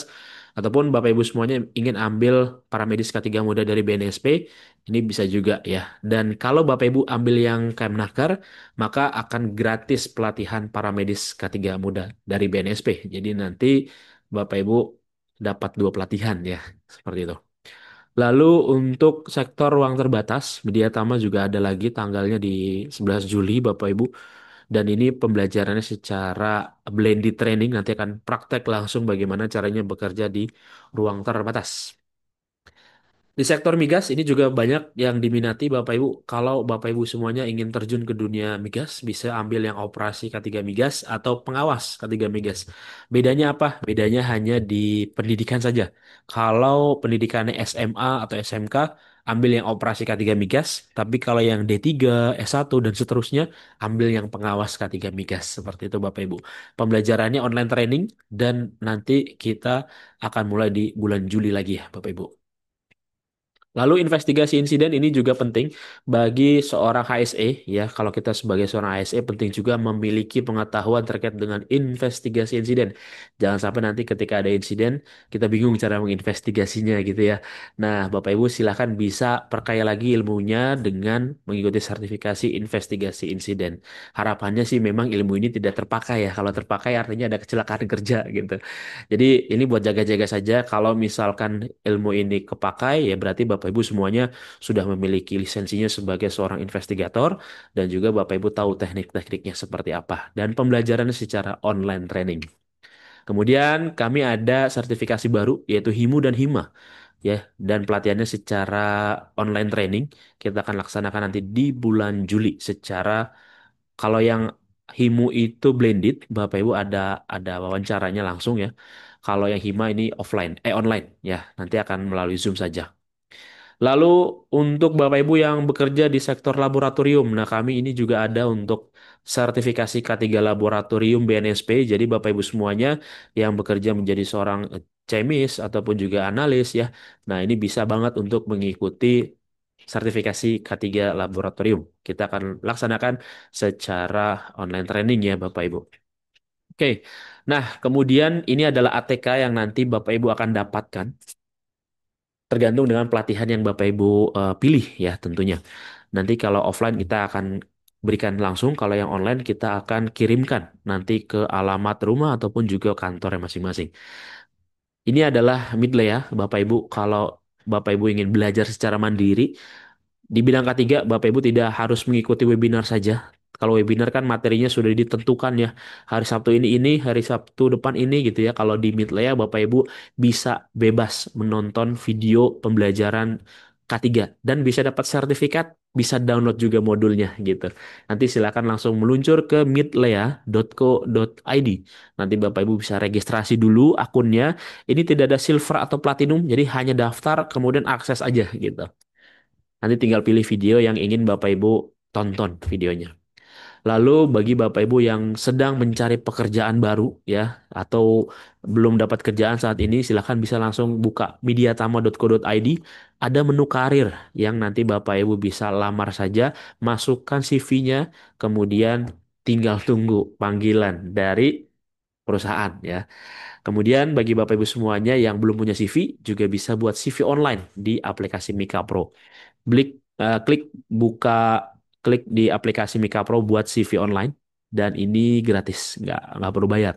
Jadi tinggal isi aja biodatanya, sat download gitu ya, simpel itu aja Bapak Ibu. Nggak perlu pusing-pusing lagi mikirin desainnya karena sudah didesainkan oleh aplikasi. Nah, itu saja terkait dengan informasi untuk Bapak Ibu.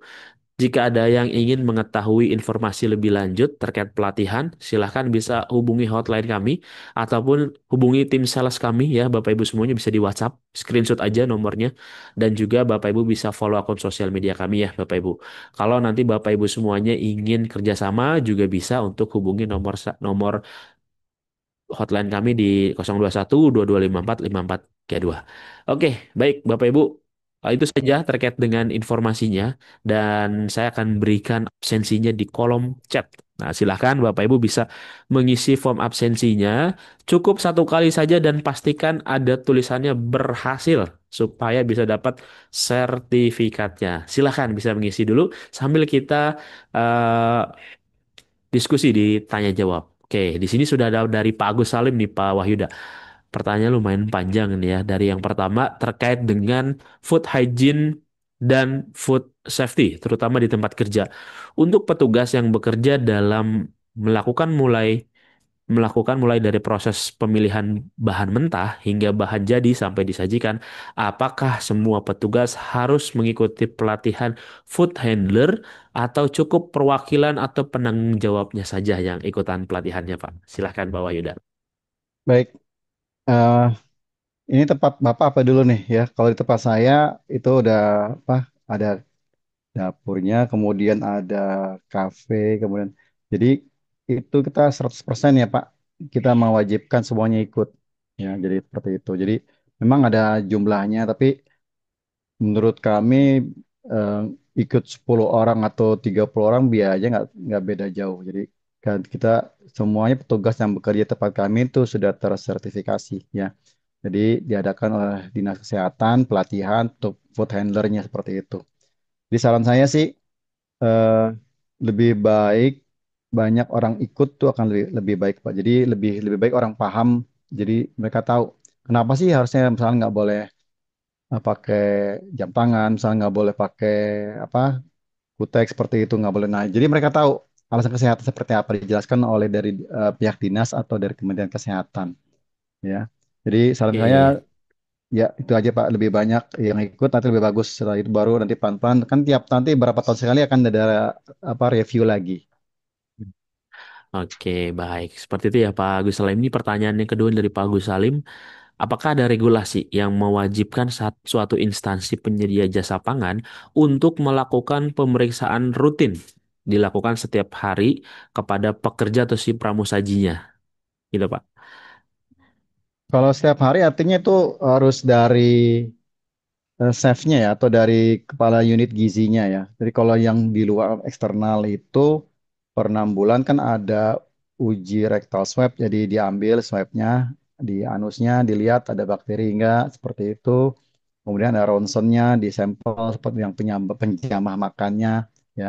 Itu dikerjakan oleh dari lab luar tempat Bapak, termasuk juga uji untuk makanannya, uji usap alatnya, misal dari sendoknya, dari piringnya gitu. Tadi kan ada kan yang harus dibersihkan seperti itu.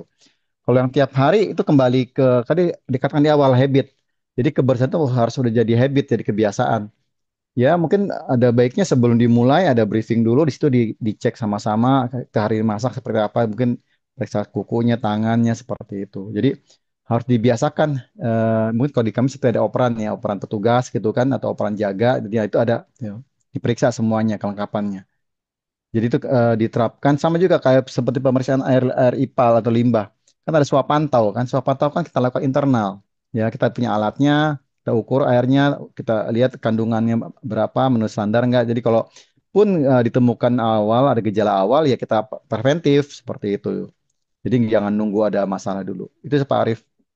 Oke, baik. Seperti itu ya, Pak Agus Salim. Lanjut lagi dari Ibu Septi untuk penggunaan klorin nih, Pak. Untuk pembersihan bahan makanan. Apakah aman untuk food safety? Apakah ada kemungkinan klorin tidak larut sehingga masih nempel di bahan makanannya, Pak? Silakan, Pak Wahyuda. Baik, itu di slide saya itu ada tuh, ada berapa detik dia kan untuk klorinnya ya. Jadi memang ada berapa teman-teman yang apa, khawatir ya. Itu kan ada yang 7 detik, ada yang 10 detik ya, ada yang 30 detik. Nah, itu cara penggunaannya. Kalau Ibu ragu nanti Ibu bisa tes kan pas hasil setelah masih berdampak nggak. Nah, Kan pilihannya kan kalau nggak bisa pakai klorin itu kan bisa pakai air panas kan, yang berapa? 70 derajat ya. Nah itu yang pakai itu. Nah, memang kalau di tempat kami juga ya sama seperti Ibu Septi ya, debatable gitu kan ya. Ya udahlah. Kalau enggak kan enggak, itu kan solusi langkah terakhir kan di step ke berapa tadi? Keempat, kelima ya. Ya itu akhirnya kita pakai air panas ya. Cuma memang panas karena tinggi, jadi pekerjaannya ganti-gantian gitu, berhenti dulu karena panas sekali seperti itu. Ya, jadi itu yang saya sarankan sih.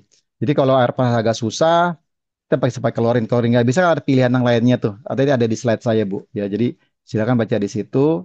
Nanti kalau untuk hasil akhirnya bisa diukur, kan ada alat ukurnya. Itu Pak jawaban tuh Bu Septi. Oke, baik. Seperti itu ya Bu Septi untuk jawabannya. Lanjut lagi dari Pak Jalal Talib.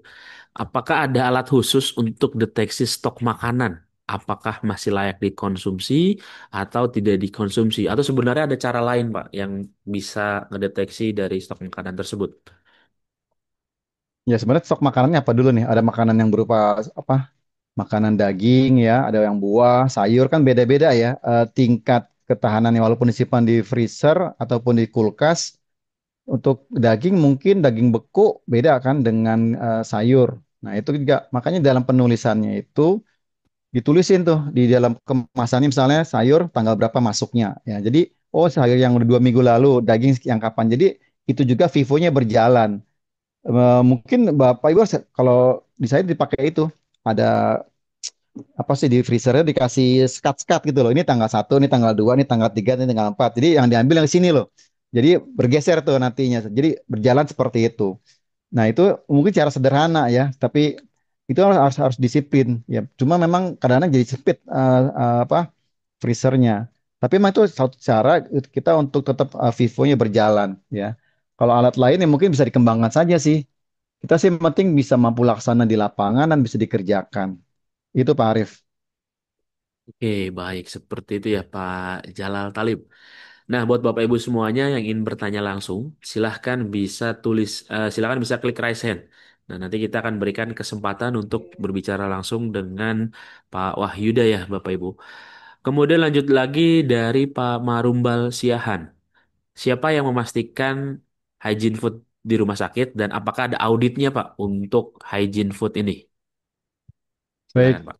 untuk apa hygiene food-nya itu dari K3 rumah sakit, kemudian dari bagian sanitasi lingkungan dan dari bagian apa eh, dari quality controlnya di dapur gizi itu ada. Jadi kita bisa kerja bareng. Jadi nggak satu tim ya. Nanti kan masing-masing saling melengkapi kompetensinya juga. Makanya K3 juga ikut pelatihan food hygiene. Makanya Keslingnya ikut latihan juga gitu loh. Jadi saling melengkapi tuh. Jadi dan juga untuk mencegah adanya apa ya kan kadang-kadang kalau hanya bagian gizi saja dia jadi nggak apa ya penilaian nggak independen. Nah kalau kita bisa ini harus seperti ini nah seperti itu. Jadi ada dari pihak lain yang masuk ke situ. Jadi kalau di kami itu dikatakan ada namanya safety round. Jadi sebulan sekali kita cek, kita buka kulkasnya. Kayak tadi, jadi kulkasnya itu kulkas makanan jangan isi ada zat-zat kimia misalnya gitu kan. Terus kalau makanan juga bisa ada pengukur suhunya kan, kemudian ada grafik suhunya seperti itu dijalankan. Jadi memang kita harus berinisiatif sendiri ya, berinisiatif. Dan juga ada tim lain juga untuk sama-sama mengecek. Jadi ada kontrol juga dari unit lain seperti itu. Itu sih Pak Arif. Oke, baik. Seperti itu ya, Pak Marumbal. Sebelum lanjut ke yang raise hand, ya, jadi sudah ada yang raise hand. Lanjut satu pertanyaan dulu terkait dengan mikroplastik deh, Pak. Untuk talenan plastik itu sebenarnya aman atau tidak, Pak? Karena kan dulu ada isu katanya talenan plastik itu terdapat mikroplastik yang berdampak untuk kesehatan. Nah, kan Hmm. kalau pisau kan kegores-gores. Nah, itu gimana, Pak? Silakan, Pak Wahida. Ya, jadi memang talenannya dulu pakai kayu, kayu jadi masalah karena kan masih ada bekasnya sisanya ya. Sekarang kan pakai talenannya yang dari apa tuh plastik ya. Ya tentu saja kita cari talenannya yang food grade juga yang bagus ya, bukan talenan yang plastik yang biasa dijual seperti itu gitu kan. Nah memang ada isu lagi, isu baru tentang plastiknya kan kecil terang nggak terlihat juga kan pisau tuh tajam terkadang nah, seperti itu. Nah memang penggunaan talenan itu juga nanti kita lihat kalau terlalu banyak apa luka ya mungkin harus harus diganti juga ya. Ya, kalau di kami penggunaan sih masih digunakan artinya kan suka dilihat juga kan suka tadi yang safety round itu dilihat kok baret-baretnya? Ini baretnya karena apa gitu? Kalau masih dalam wajar, tapi kalau udah terlalu dalam ya kita ganti ya. Jadi memang itu gunanya safety round yang ngecek seperti itu. Eh, Mikroplastik memang kecil, tapi memang dampaknya besar. Dampaknya lama ya, 10-20 tahun kemudian. Jadi memang saya belum menemukan penggantinya sih ya. Karena kalau kayu ya itu bisa tumbuh jamur, bakteri karena kayu. Kayu kan dia itu walaupun bisa dibersihkan ya teman-teman seperti itu. Jadi meskipun dalam jumlahnya kecil. Mungkin kalau ada alat yang lain ya, mungkin dengan alat potong tanpa talenan bisa nggak? Bisa ada alat potong khusus ya, seperti potong daging dengan alat khusus. Nah, itu bisa ya seperti itu. Artinya penggunaan talenannya dikurangin yang plastik ya. Ada kok ya jadi alat daging kalau di tempat kami itu ada potong khusus jadi rapih tuh. Kayak potong apa gergaji Pak, seret gitu, seret ya, udah rapih dia. Jadi dia nggak ada bekasnya. Ya, jadi udah mengurangi. Tapi itu juga berbahaya juga karena kalau dia nggak hati-hati tuh hati-hati tangannya bisa kena kepotong gitu karena dia alat potong seperti itu. Jadi emang harus itu kembali ke kontrol kita ya karena memang nggak bisa zero banget ya tapi kita minimal mengurangi sambil kita monitor lagi. Itu sih Pak. Oke, baik. Seperti itu ya, Pak. Untuk jawabannya, Pak. Siapa tadi?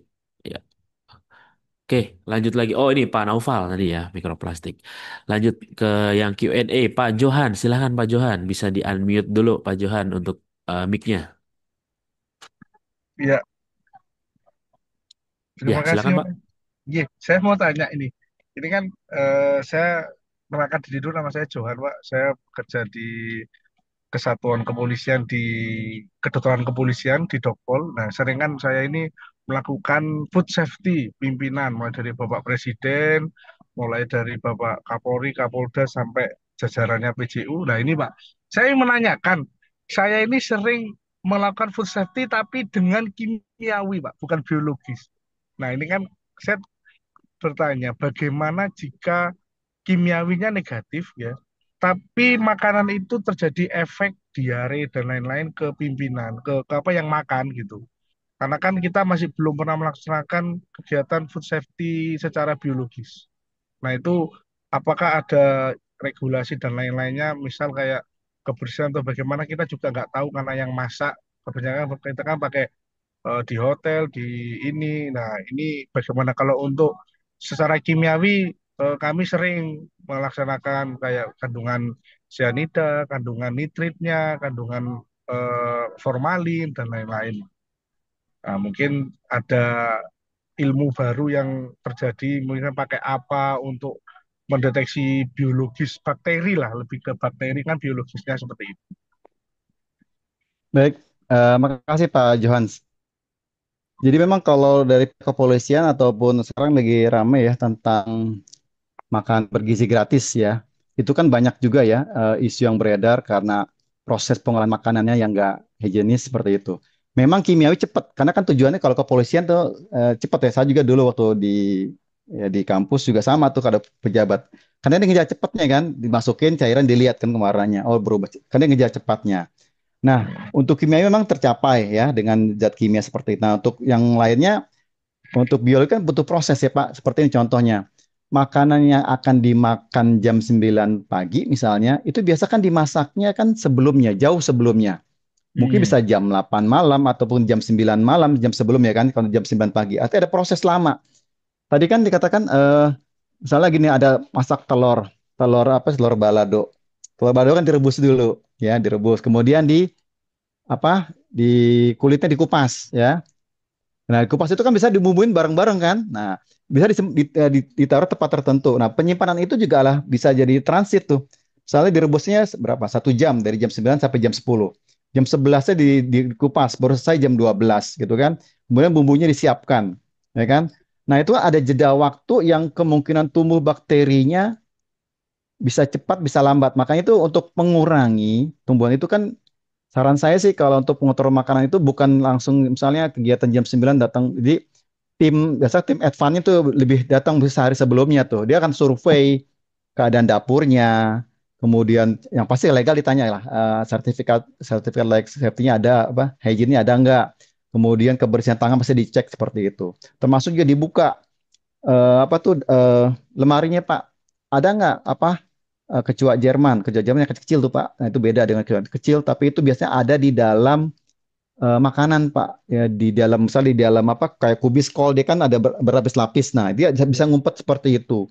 Kebersihan itu dari situ karena dia bisa datangnya dari situ. Kemudian penyimpanan makanan antaranya itu. Jadi sebelum kata di contohnya telur itu, sebelum dimasak dibikin balado kan ditaruh dulu kan dikupas taruh dulu kan baru taruh bumbu. Butuh proses. Begitu matang, kemudian baru disajikan kan. Sajikan nunggu nunggu misalkan sajikan jam 6 udah siap ditaruh di wadah. Nah, tapi kan belum taruh di meja makan kan. Nah, itu tempat-tempat antara itulah tempat-tempat yang dimungkinkan terjadinya tumbuhnya bakteri, cemaran, makanya ditutup ya. Dan saya yakin pihak kepolisian biasa mantaunya tuh bisa 6 jam atau mungkin 12 jam sebelumnya meskipun bisa mungkin lama tapi lebih baik sih karena memang proses ancaman biologis itu biasanya nggak langsung ya, nggak bisa deteksi dengan zat-zat kimia ya. Kalau formalin bisa dicek ya. Tapi kalau bakteri itu biasa dilihat dari rasa, dari warna, ya itu beda ya. Pasti Bapak kan ada chief yang tester ya. Saya tahu itu biasa kan dari gelas saya pun dilihat kan ada bekas ini enggak karena saya pernah monitor seperti itu. Kemudian dicicipi kan rasanya beda gitu kan. Jadi sebelum dimakan oleh VIP kita cicipi dulu ya. Jadi kita adalah pertama yang akan mengalami seperti itu ya. Takaran jadi diambil sampel secara kimia dicoba seperti itu. Ya kalau dia aman ya baru boleh dimakan seperti itu. Jadi saran saya untuk pengecekan biologi memang nggak bisa seketika karena ini butuh proses Pak. Ya. Dan setelah itu juga harus dicek lagi berdampak setelah VIP-nya pulang masih ada dampaknya nggak kepada petugas untuk mencicipnya itu. Itu sih Pak yang pernah saya lakukan ya, meskipun ya sama sih alhamdulillah sih. Artinya memang kembali ke kitanya, kembali tim penyajinya itu dia harus tahu nih tamu VIP ya keadaannya baik dan kondisi. Jadi kalau Bapak lihat tempat apa dapurnya udah kotor, ya pasti udah patut diwaspadai gitu karena dia nggak siap seperti itu Pak. Itu Baik, Pak baik, Arif. Pak. Oke, Ya terima makasih kasih Pak Pak. Jonas ya. Ya, makasih Wah infonya. Terima kasih. Ya. Oke, baik. Seperti itu ya Pak Jonas untuk jawabannya luar biasa. Berarti yang jadi mencobain makanan pertama kali itu kalau misalkan makanannya kenapa-kenapa bisa jadi dia duluan ya Pak ya. Risiko Pak. Pak Risiko Jonas ya. lebih tahu, tapi saya pernah gitu. Oh Waduh. kayak gitu. Oke, berarti sama aja kayak ini kan ada yang nguji obat sebelum dipasarkan. Nah, itu dulu Iya, ya. Nah, itu. Oke, ada food baik. testernya Pak. Iya, betul food testernya. Ibu Rani, silahkan bisa di-unmute dulu Ibu Rani. Mic-nya bisa di-unmute dulu. Silahkan pertanyaannya apa Ibu Rani? Selamat sore Ibu Rani. Oke, oke Pak Timothy dulu. Pak Timothy, selamat sore. Silahkan Pak Timothy. Selamat sore Pak Aris, selamat sore Pak Wahida. Ketemu Mas Arif lagi Pak Pak. Timothy. Ya. Pak, saya nanya, Pak, untuk sayur dan buah, itu disimpannya kira-kira berapa lama ya Pak ya? Di dalam, kalau biasa kan mereka tuh suka simpan, apalagi kalau di rumah sakit itu suka simpan seperti freezer, biar itu cepat nggak membusuk. Nah pertanyaan saya, itu jangka waktunya berapa lama ya Pak untuk disimpan di situ Pak? Itu aja sih Pak. Baik, Pak Timothy. Ya, meskipun agak tersamar saya dengar berapa lama gitu ya. Nah, berapa lamanya ini juga eh, penyimpanan itu kan ada suhu ruang sama suhu di freezer kan. Di PowerPoint saya ada tuh ya berapa lama disimpannya. Itu tergantung sebenarnya gini, makin lama disimpan sebagus apapun freezernya pasti akan mengalami makanan itu penurunan ya, penurunan kualitasnya. Nah, sebaiknya jangan terlalu lama, Pak, disimpan di kulkas itu. Makin cepat datang, disimpan hanya mungkin beberapa saat, segera diolah, segera dihidangkan itu akan menjaga citra rasanya juga, ya. Karena makanan yang terlalu lama disimpan, misalnya Bapak makan buah gitu ya, buah segar, misalnya buah pepaya, ya Bapak potong misalnya pagi jam 6 buat dimakan siang, mungkin masih bisa.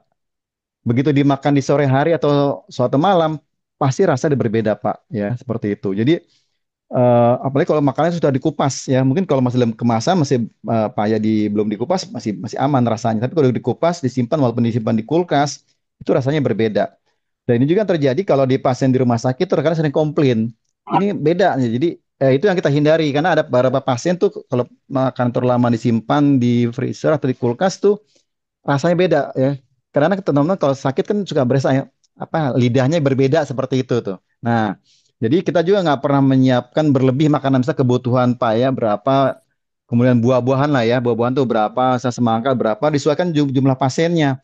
Karena begitu dikupas dia harus habis sekian waktu. Nah itu, kalau enggak tidak kami sajikan karena akan berubah ya. Makanan apapun itu punya daya batas. Jadi penyimpanan di kulkas itu tujuannya tadi ini sama dengan Pak Jonas, mengurangi dampak kerusakannya ya. Tidak bisa 100% berkurang tapi mengurangi. Misalnya cepat rusak dalam 5 jam bisa bisa bertambah 8 jam seperti itu dampaknya. Jadi jadi melambatkan pertumbuhan bakteri bahasa seperti itu. Tapi tetap kembali kalau kami sarankan jangan terlalu lama. Makanya kalau pembelian buah sayur itu jumlahnya disesuaikan dengan pasien. Misal pasien untuk 2 hari kira-kira berapa nih, 3 hari berapa, kita udah punya rekod kan karena sering seperti itu. Nah itu disimpan. Itu sih Pak Timothy. Jadi tetap penyimpanan itu ada batasnya dan lebih baik ya disajikan sesuai dengan kebutuhannya seperti itu. Itu Pak Arief. Oke, baik. Seperti itu ya, Pak Timothy, untuk jawabannya. Oke, nah ini menyambung ke yang tadi nih, Pak, untuk yang apa food testernya dari Pak Domi bertanya, apakah ada SOP di mana petugasnya ini ada dan harus mencoba setiap makanan yang disajikan. Nah, ini SOP-nya apa, Pak? Silakan, Pak Wahida. Jadi gini, kan kalau untuk VIP kan dia nggak semua makan nih, pasti makanannya tertentu dan itu pasti udah dipisah. Dan chefnya juga khusus, alat juga khusus ya. Jadi yang saya alami gitu, di tempat saya itu, jadi dia nggak yang udah ada pegangan sendiri chefnya gitu. Kan dia tahu yang masak beda nih beda seperti itu. Dan itu diawasi sejak dari pengolahan. Dan kalau ada tamu VIP biasanya dia udah pesen. Jadi jarang dadakan. Jadi saya mau datang, misal mau mau kontrol lah seperti itu kan, mau fisioterapi ini nih ya, ya udah. Nah, dia ada makanan kita tahu tuh selernya dia apa makan apa. Jadi dia udah datang ada tim monitoringnya seperti. Jadi sejak pengolahan itu sudah dimonitor gitu, pengolahan, penyimpanan dan biasanya itu dipisahkan dengan makanan yang lainnya seperti itu. Apalagi misalnya dia ada menu-menu khusus, misalnya ada diet khusus, misalnya vegetarian ataupun dia nggak pakai apa bumbu-bumbu tertentu, zat tertentu itu dipisahkan. Nah, itu dimonitor sejak dari proses pengolahannya ya, eh, penyiangannya, pemasakannya, pemorsiannya, penyajian seperti itu. Dan itu prosesnya dimonitor. Jadi ada orang independen di luar dari kami yang melihat gitu kan. Seperti dia. Kalau dia berhak menghentikan ataupun mengoreksi ya, karena memang dia seperti itu. Dan tim kami itu biasa ada orang memang independen yang udah kita kita percaya seperti itu, Pak. Jadi memang ya kita monitor. Jadi ya kita kasih memang jalur khusus lah. Karena memang dia berbeda ya. Karena memang sensitif terhadap penyakit ataupun kendala tertentu. Itu Pak Arif. Oke, baik. Seperti itu ya, Pak Domi untuk jawabannya. Lanjut lagi, ini pertanyaan dari Ibu Rani yang tadi Raisen ternyata sudah ada di kolom Q&A nih. Untuk penggunaan sendok makan pasien, apakah cukup setelah dicuci bersih, setelah dicuci bersih lalu direndam atau disiram air panas, mengingat bahwa penyakit pasien di rumah sakit itu kan beraneka ragam, seperti ada yang DBD, kanker, batuk kronis, dan lain-lain. Nah, ini apakah perlu ada sanitasi khusus atau hanya disiram air panas aja, Pak? Silakan, Pak Wahyuda. Baik, untuk Bu Rani, tadi di slide saya ada itu ya kan ada pilihannya pakai air panas ya 70 80 ya 80 derajat Celcius, kemudian pakai klorin ya. Jadi untuk alat-alat apa alat-alat makan ya, alat makan. Jadi itu yang kita gunakan ya, itu yang disarankan seperti itu. Jadi cocok untuk DBD kanker ya. Untuk kami sih selama ini tidak ada masalah. Jadi kita cek lagi. Toh itu kan sebenarnya alat yang biasa kita gunakan ya. Ini kan ini setelah ya, setelah penggunaan pasien. Nah, itu yang kita bersihkan. Kan kita tahu untuk DBD sumber penyakitnya dari mana, kanker dari mana kan. Kalau batuk kronik ya, berarti kan bekas makan misalnya kita sama juga pasien HIV juga seperti itu kan Bu, ya kan gitu. Bekas makannya kan tidak menularkan kan seperti. Jadi kita mesti tahu DBD menularnya dari mana? Kan dari nyamuk, bukan dari sendok makan, ya kan? Kemudian HIV kan keluarnya dari darah, ya kan, dari sperma, ya bukan dari sendok makan, ya. Jadi bukan sendok makan menular penyakit kan, seperti itu. Jadi eh, jadi kita harus tahu, oh ini pasiennya apa nih, oh penyakitnya ini, oh, kan nggak nular, ya. Jadi ini juga kita edukasi kepada teman-teman pramusaji. Jadi mereka nggak ketakutan tuh, ini pasien HIV gini-gini, nggak seperti itu. Ya, jadi oh ini sumbernya penularan dari sini, ini dari sini seperti itu. Jadi ini yang kita jalankan. Jadi kalau memang ibu merasa tidak cukup dengan air panas, bisa ditambah yang klorin tadi atau iodium tadi ya, disesuaikan seperti itu. Saya rasa cukup kok selama ini yang kita lakukan seperti itu. Artinya sudah kembali tempat makannya yang seperti biasa. Baik Pak Arief itu. Oke, baik seperti itu ya Ibu Rani untuk jawabannya. Nah, buat Bapak Ibu yang ingin bertanya langsung juga boleh ya, silakan klik raise hand. Kita lanjut dulu di kolom Q&A. Di sini ada Pak Krisna bertanya nih terkait dengan vendor catering nih Pak. Apakah vendor catering ini ada pembagian kategorinya, misalkan kategori rendah, menengah, ataupun tinggi, atau semuanya sama kategorinya dan risikonya? Nah, itu gimana Pak? Karena kan mereka penyedia makanan nih Pak untuk vendor catering. Baik, untuk vendor catering, kalau memang perusahaan Bapak menerima makan dari luar ya, minta pertama sertifikatnya, kemudian staf ahlinya siapa saja, kemudian yang udah pelatihan pramusa apa food safety-nya siapa, seperti itu tuh ada datanya kan, nah, kita minta. Kemudian Bapak nanti lihat di tempat pengolahannya benar nggak gitu. Kadang-kadang sertifikatnya ada, tempatnya mungkin nggak sesuai. Jadi silakan Bapak nanti monitor di tempatnya ya, petugas ahli gizi ada nggak? Jangan-jangan ahli gizi apa hanya bajakan nih tempat lain gitu. Jadi apa yang benar-benar karyawan yang bekerja di situ, bukan hanya ada pada saat waktu disurvei seperti itu. Termasuk juga tempat misal alat potongnya, alat potong harus pisah ya. Potong daging sama potong buah ya harus beda, karena kan nanti ya nggak boleh sama, karena kan juga alatnya beda ya, tingkat penggunaannya untuk kerasnya benda juga berbeda ya. Kan pisau potong kue dengan pisau potong daging beda ya. Jadi nggak boleh sama walaupun sama-sama pisau seperti ini contoh gitu kan. Itu harus dipisah. Dan itu kalau kita lihat ke tempat dapurnya dipisah, artinya dia bagus. Kalau pisaunya cuma ada 3 atau 5 tepatnya, nah ini jangan-jangan pisau satu dipokok rame-rame nih seperti itu kan kita bisa tahu ya, dilihat gitu.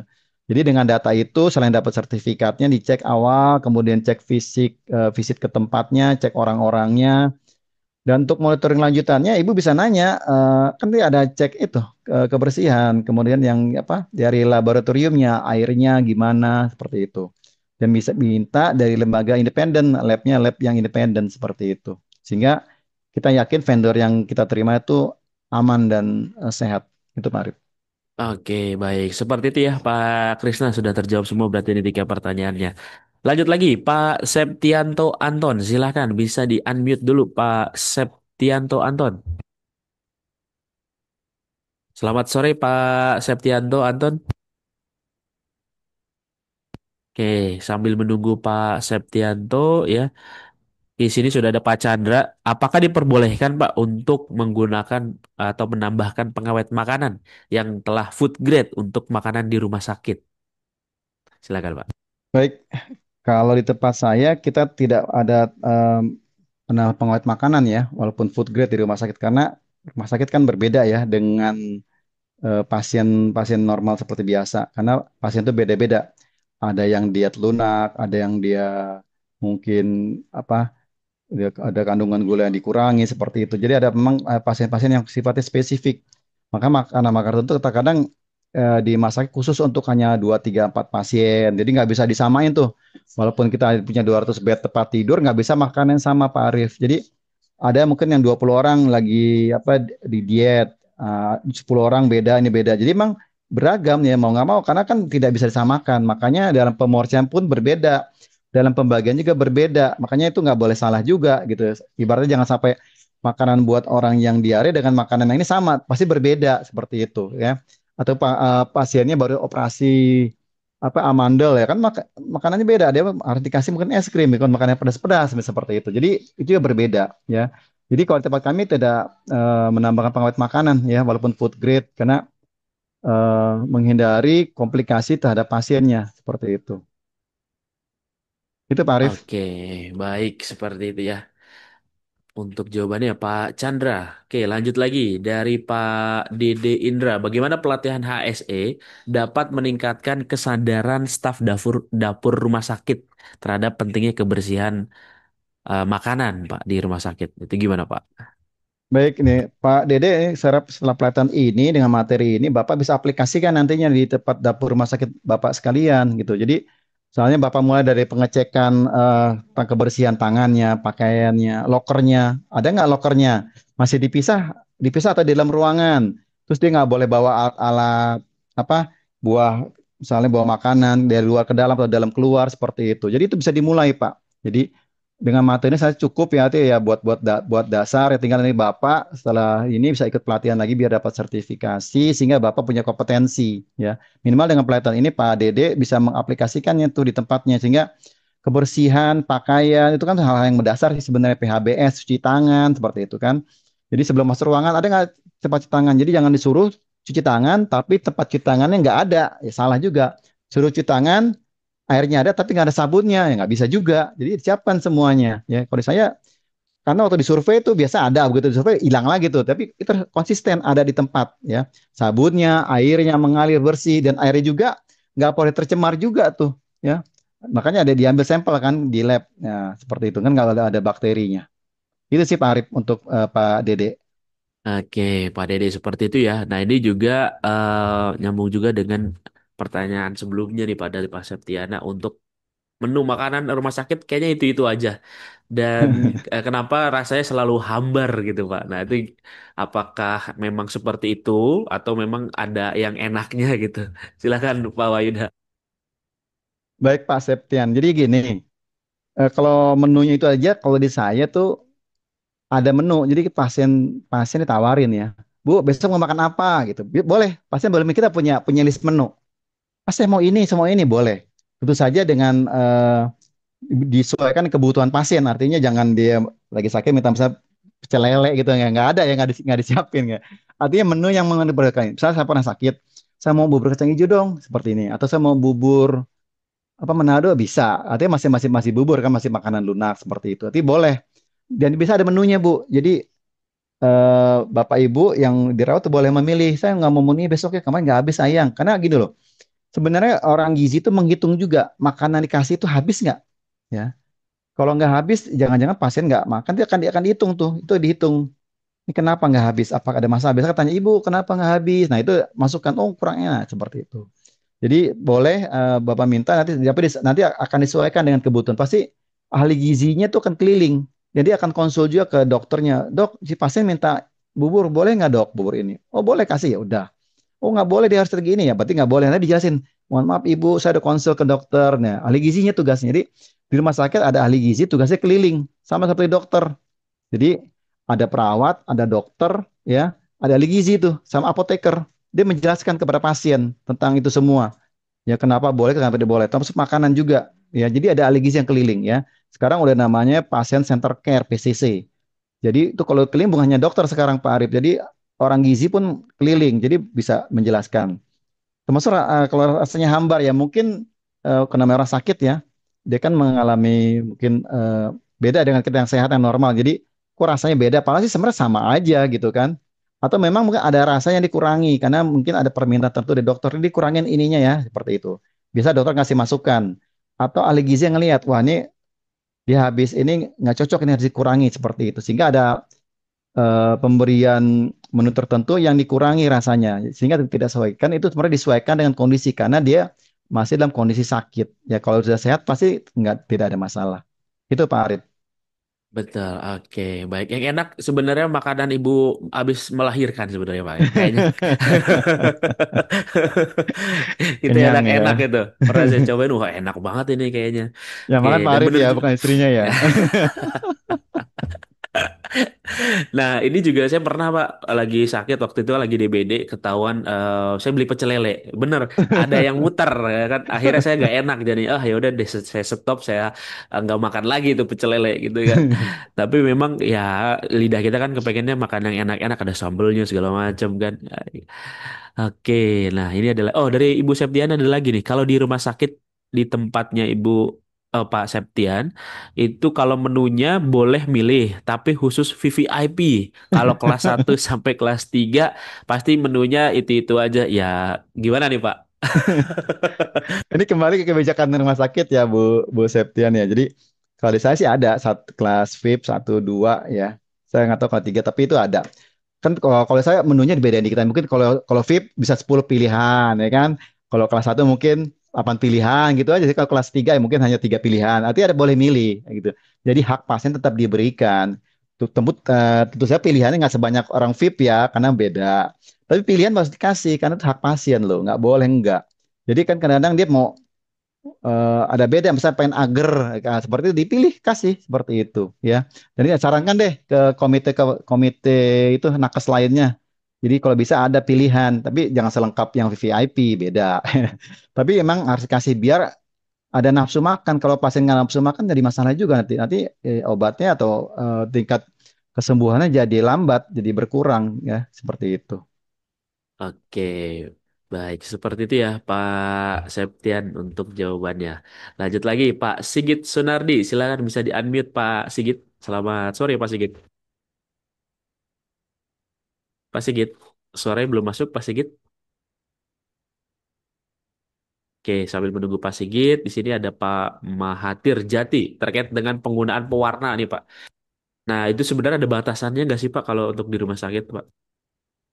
Kalau rumah sakit udah nggak ada toleransi Pak, pasti nggak lolos Oh, jadi ya. emang nggak ada Nggak pewarna usah gitu ya dijawab kalau ya di itu rumah sakit ya. pengeluaran hanya buat di luar. Jadi Ah, oke. kita nggak ada kerupuk kan. Kemudian pasti yang diduga ada pewarna kan, bahwa ada warna kuning, warna merah. Jadi nggak pernah ada. Jadi pewarna tidak boleh masuk ya. Yang sering pernah kami temukan itu formalin Pak. Ada di tahu biasanya. Tahu kan biar lebih awet ya. Jadi begitu kita bertemu, wah langsung kita stop vendor, kita ganti vendornya. Karena ada masakan tadi kan ada itu kan ada apa capcay kan? Capcay ada tahunya kan? Nah, dari Iya tahu betul. itu tuh. Jadi pengalaman saya kalau tes food itu kita nggak pernah menyajikan makanan campuran seperti itu. Capcay itu karena berisiko. Ada kembang kolnya, ada tahunya, ada baksonya, ada apanya lagi bawangnya, ya. Ada apa bawang Wortel. bombaynya, ada cabenya, ada wortel. Itu terlalu beragam sehingga berisiko banget. Jadi kami kalau itu kita kasih yang misalnya cukup kacang panjang kan satu satu kan jenis kacang panjang. Kalau berbagai macam makanan itu bisa berdampak. Jadi seakan-akan makanan itu buruk padahal bukan semua. Jadi buruknya karena dari tahu yang berformalin seperti itu. Jadi dikurangi. Ya, jadi kalau makanan orang pasien khusus tuh ya mungkin hanya kacang panjang seperti itu aja. Jadi satu jenis ini Kak, kontrolnya mudah. Kalau kayak capcay itu terlalu banyak beragam, Pak. Jadi kita kalau ada ijiba nggak pernah pakai yang kayak begitu. Keluarnya satu jenis aja, ya. Mungkin kalaupun makan telur, jelas kan telurnya telur bulat atau telur rebus seperti itu. Kalau telur rebus pas campur udang, campur ini. Kadang-kadang rusaknya bukan dari telurnya, rusaknya dari udangnya. Karena udang itu karena kan kalau kurang bagus ya, atau udah lama dia ada pembusukan juga seperti itu. Jadi ini pengalaman sih. Jadi hidangan itu waktu dites juga kita pilih ya kalau sering-sering bermasalah tuh kalau yang terlalu banyak campuran-campuran seperti itu. Ya sop, kemudian capcay, ya itu yang sering berisiko tuh. Lebih aman kita tuh sajikan kayak ya itu tadi kacang panjang atau hanya sayur sayur kol aja atau rebusan misalnya bunga kol rebusan itu lebih lebih sehat dan lebih mudah juga penanganannya juga gitu. Oke, oh ternyata gitu ya alasannya. Pantesan saya waktu itu DBD seminggu kok makanannya nggak ada yang rame banget gitu kayak capcay. Nggak boleh Pak. Oke, baik. Nah ini satu pertanyaan lagi nih dari Pak Edi terkait dengan proses sterilisasi alat makanan. Apakah menggunakan mesin sterilisasi seperti yang di ruang OK nih Pak? Autoclave-nya. eh Sebenarnya kalau yang disarankan dari tampil tadi cukup ya. Kalau masuk ke autoclave lagi ya kan alatnya banyak ya. Kalau pasien 200 bed, wah berarti ya mungkin saja ya bisa bisa disiapkan ya. Tapi kalau kami nggak pakai itu, artinya kita tetap keadaan sehat karena begitu selesai kan kita ambil sampel juga. Oh, alat makannya kan ini alat makan ya, alat makannya tuh ternyata aman ya, masih dalam batas aman seperti itu. Artinya dengan air panas, mungkin dengan tadi klorin itu cukup seperti itu.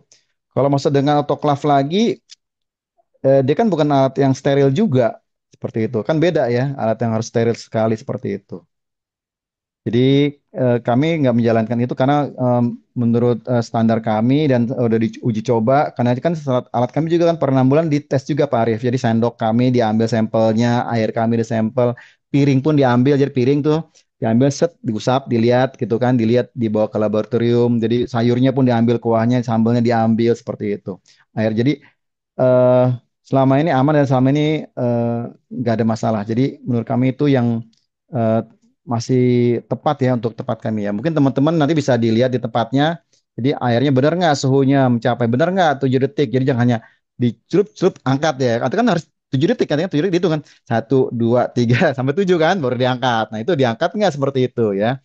Kurang lebih situ Pak Arif ya. Oke, baik. Seperti itu ya Pak Edi untuk jawabannya. Baik, Bapak Ibu semuanya, karena sudah pukul 3 sore nih ya, tak terasa untuk kita sudah sampai dengan pukul 3 sore. Dan terima kasih banyak Pak Wahyuda sudah share kembali materi yang menarik ya, menjadi wawasan baru juga untuk kita ya, yang memang kita juga pernah dan mungkin sering ke rumah sakit ya ataupun juga dirawat. Nah, ini bisa jadi pengetahuan juga untuk kitanya. Baik, Bapak Ibu semuanya, jangan lupa mengisi absensi yang sudah diberikan di kolom chat karena kalau sudah lewat dari webinarnya berakhir, maka absensi sudah tidak bisa diisi kembali. Sebelum kita akhiri materi kita hari ini, silahkan pada Pak Wahyuda untuk bisa memberikan closing statement untuk materi kita hari ini. Kepada Pak Wahyuda, dipersilahkan. Baik, makanan sehat untuk pasien adalah jaminan mutu dari keselamatan pasien dan kesehatan untuk kita semua. Terima kasih Pak Arif. Baik, terima kasih Pak Wahyuda. Terima kasih juga Bapak Ibu semuanya sudah hadir di webinar hari ini. Jangan lupa Bapak Ibu join ke dalam grup Telegram untuk bisa mendapatkan info cepat link registrasi webinar setiap hari Sabtu. Terima kasih banyak Pak Wahyuda. Terima kasih Ya. banyak juga Bapak Ibu semuanya sudah hadir hari ini. Semoga apa yang disampaikan Pak Wahyuda bisa bermanfaat untuk kita semuanya. Akhir kata saya mengucapkan wabillahi taufiq wal hidayah. Wassalamualaikum warahmatullahi wabarakatuh. Terima kasih Pak Makasih Wahyuda dan Pak Bapak Ibu Arif. semuanya. Makasih teman-teman.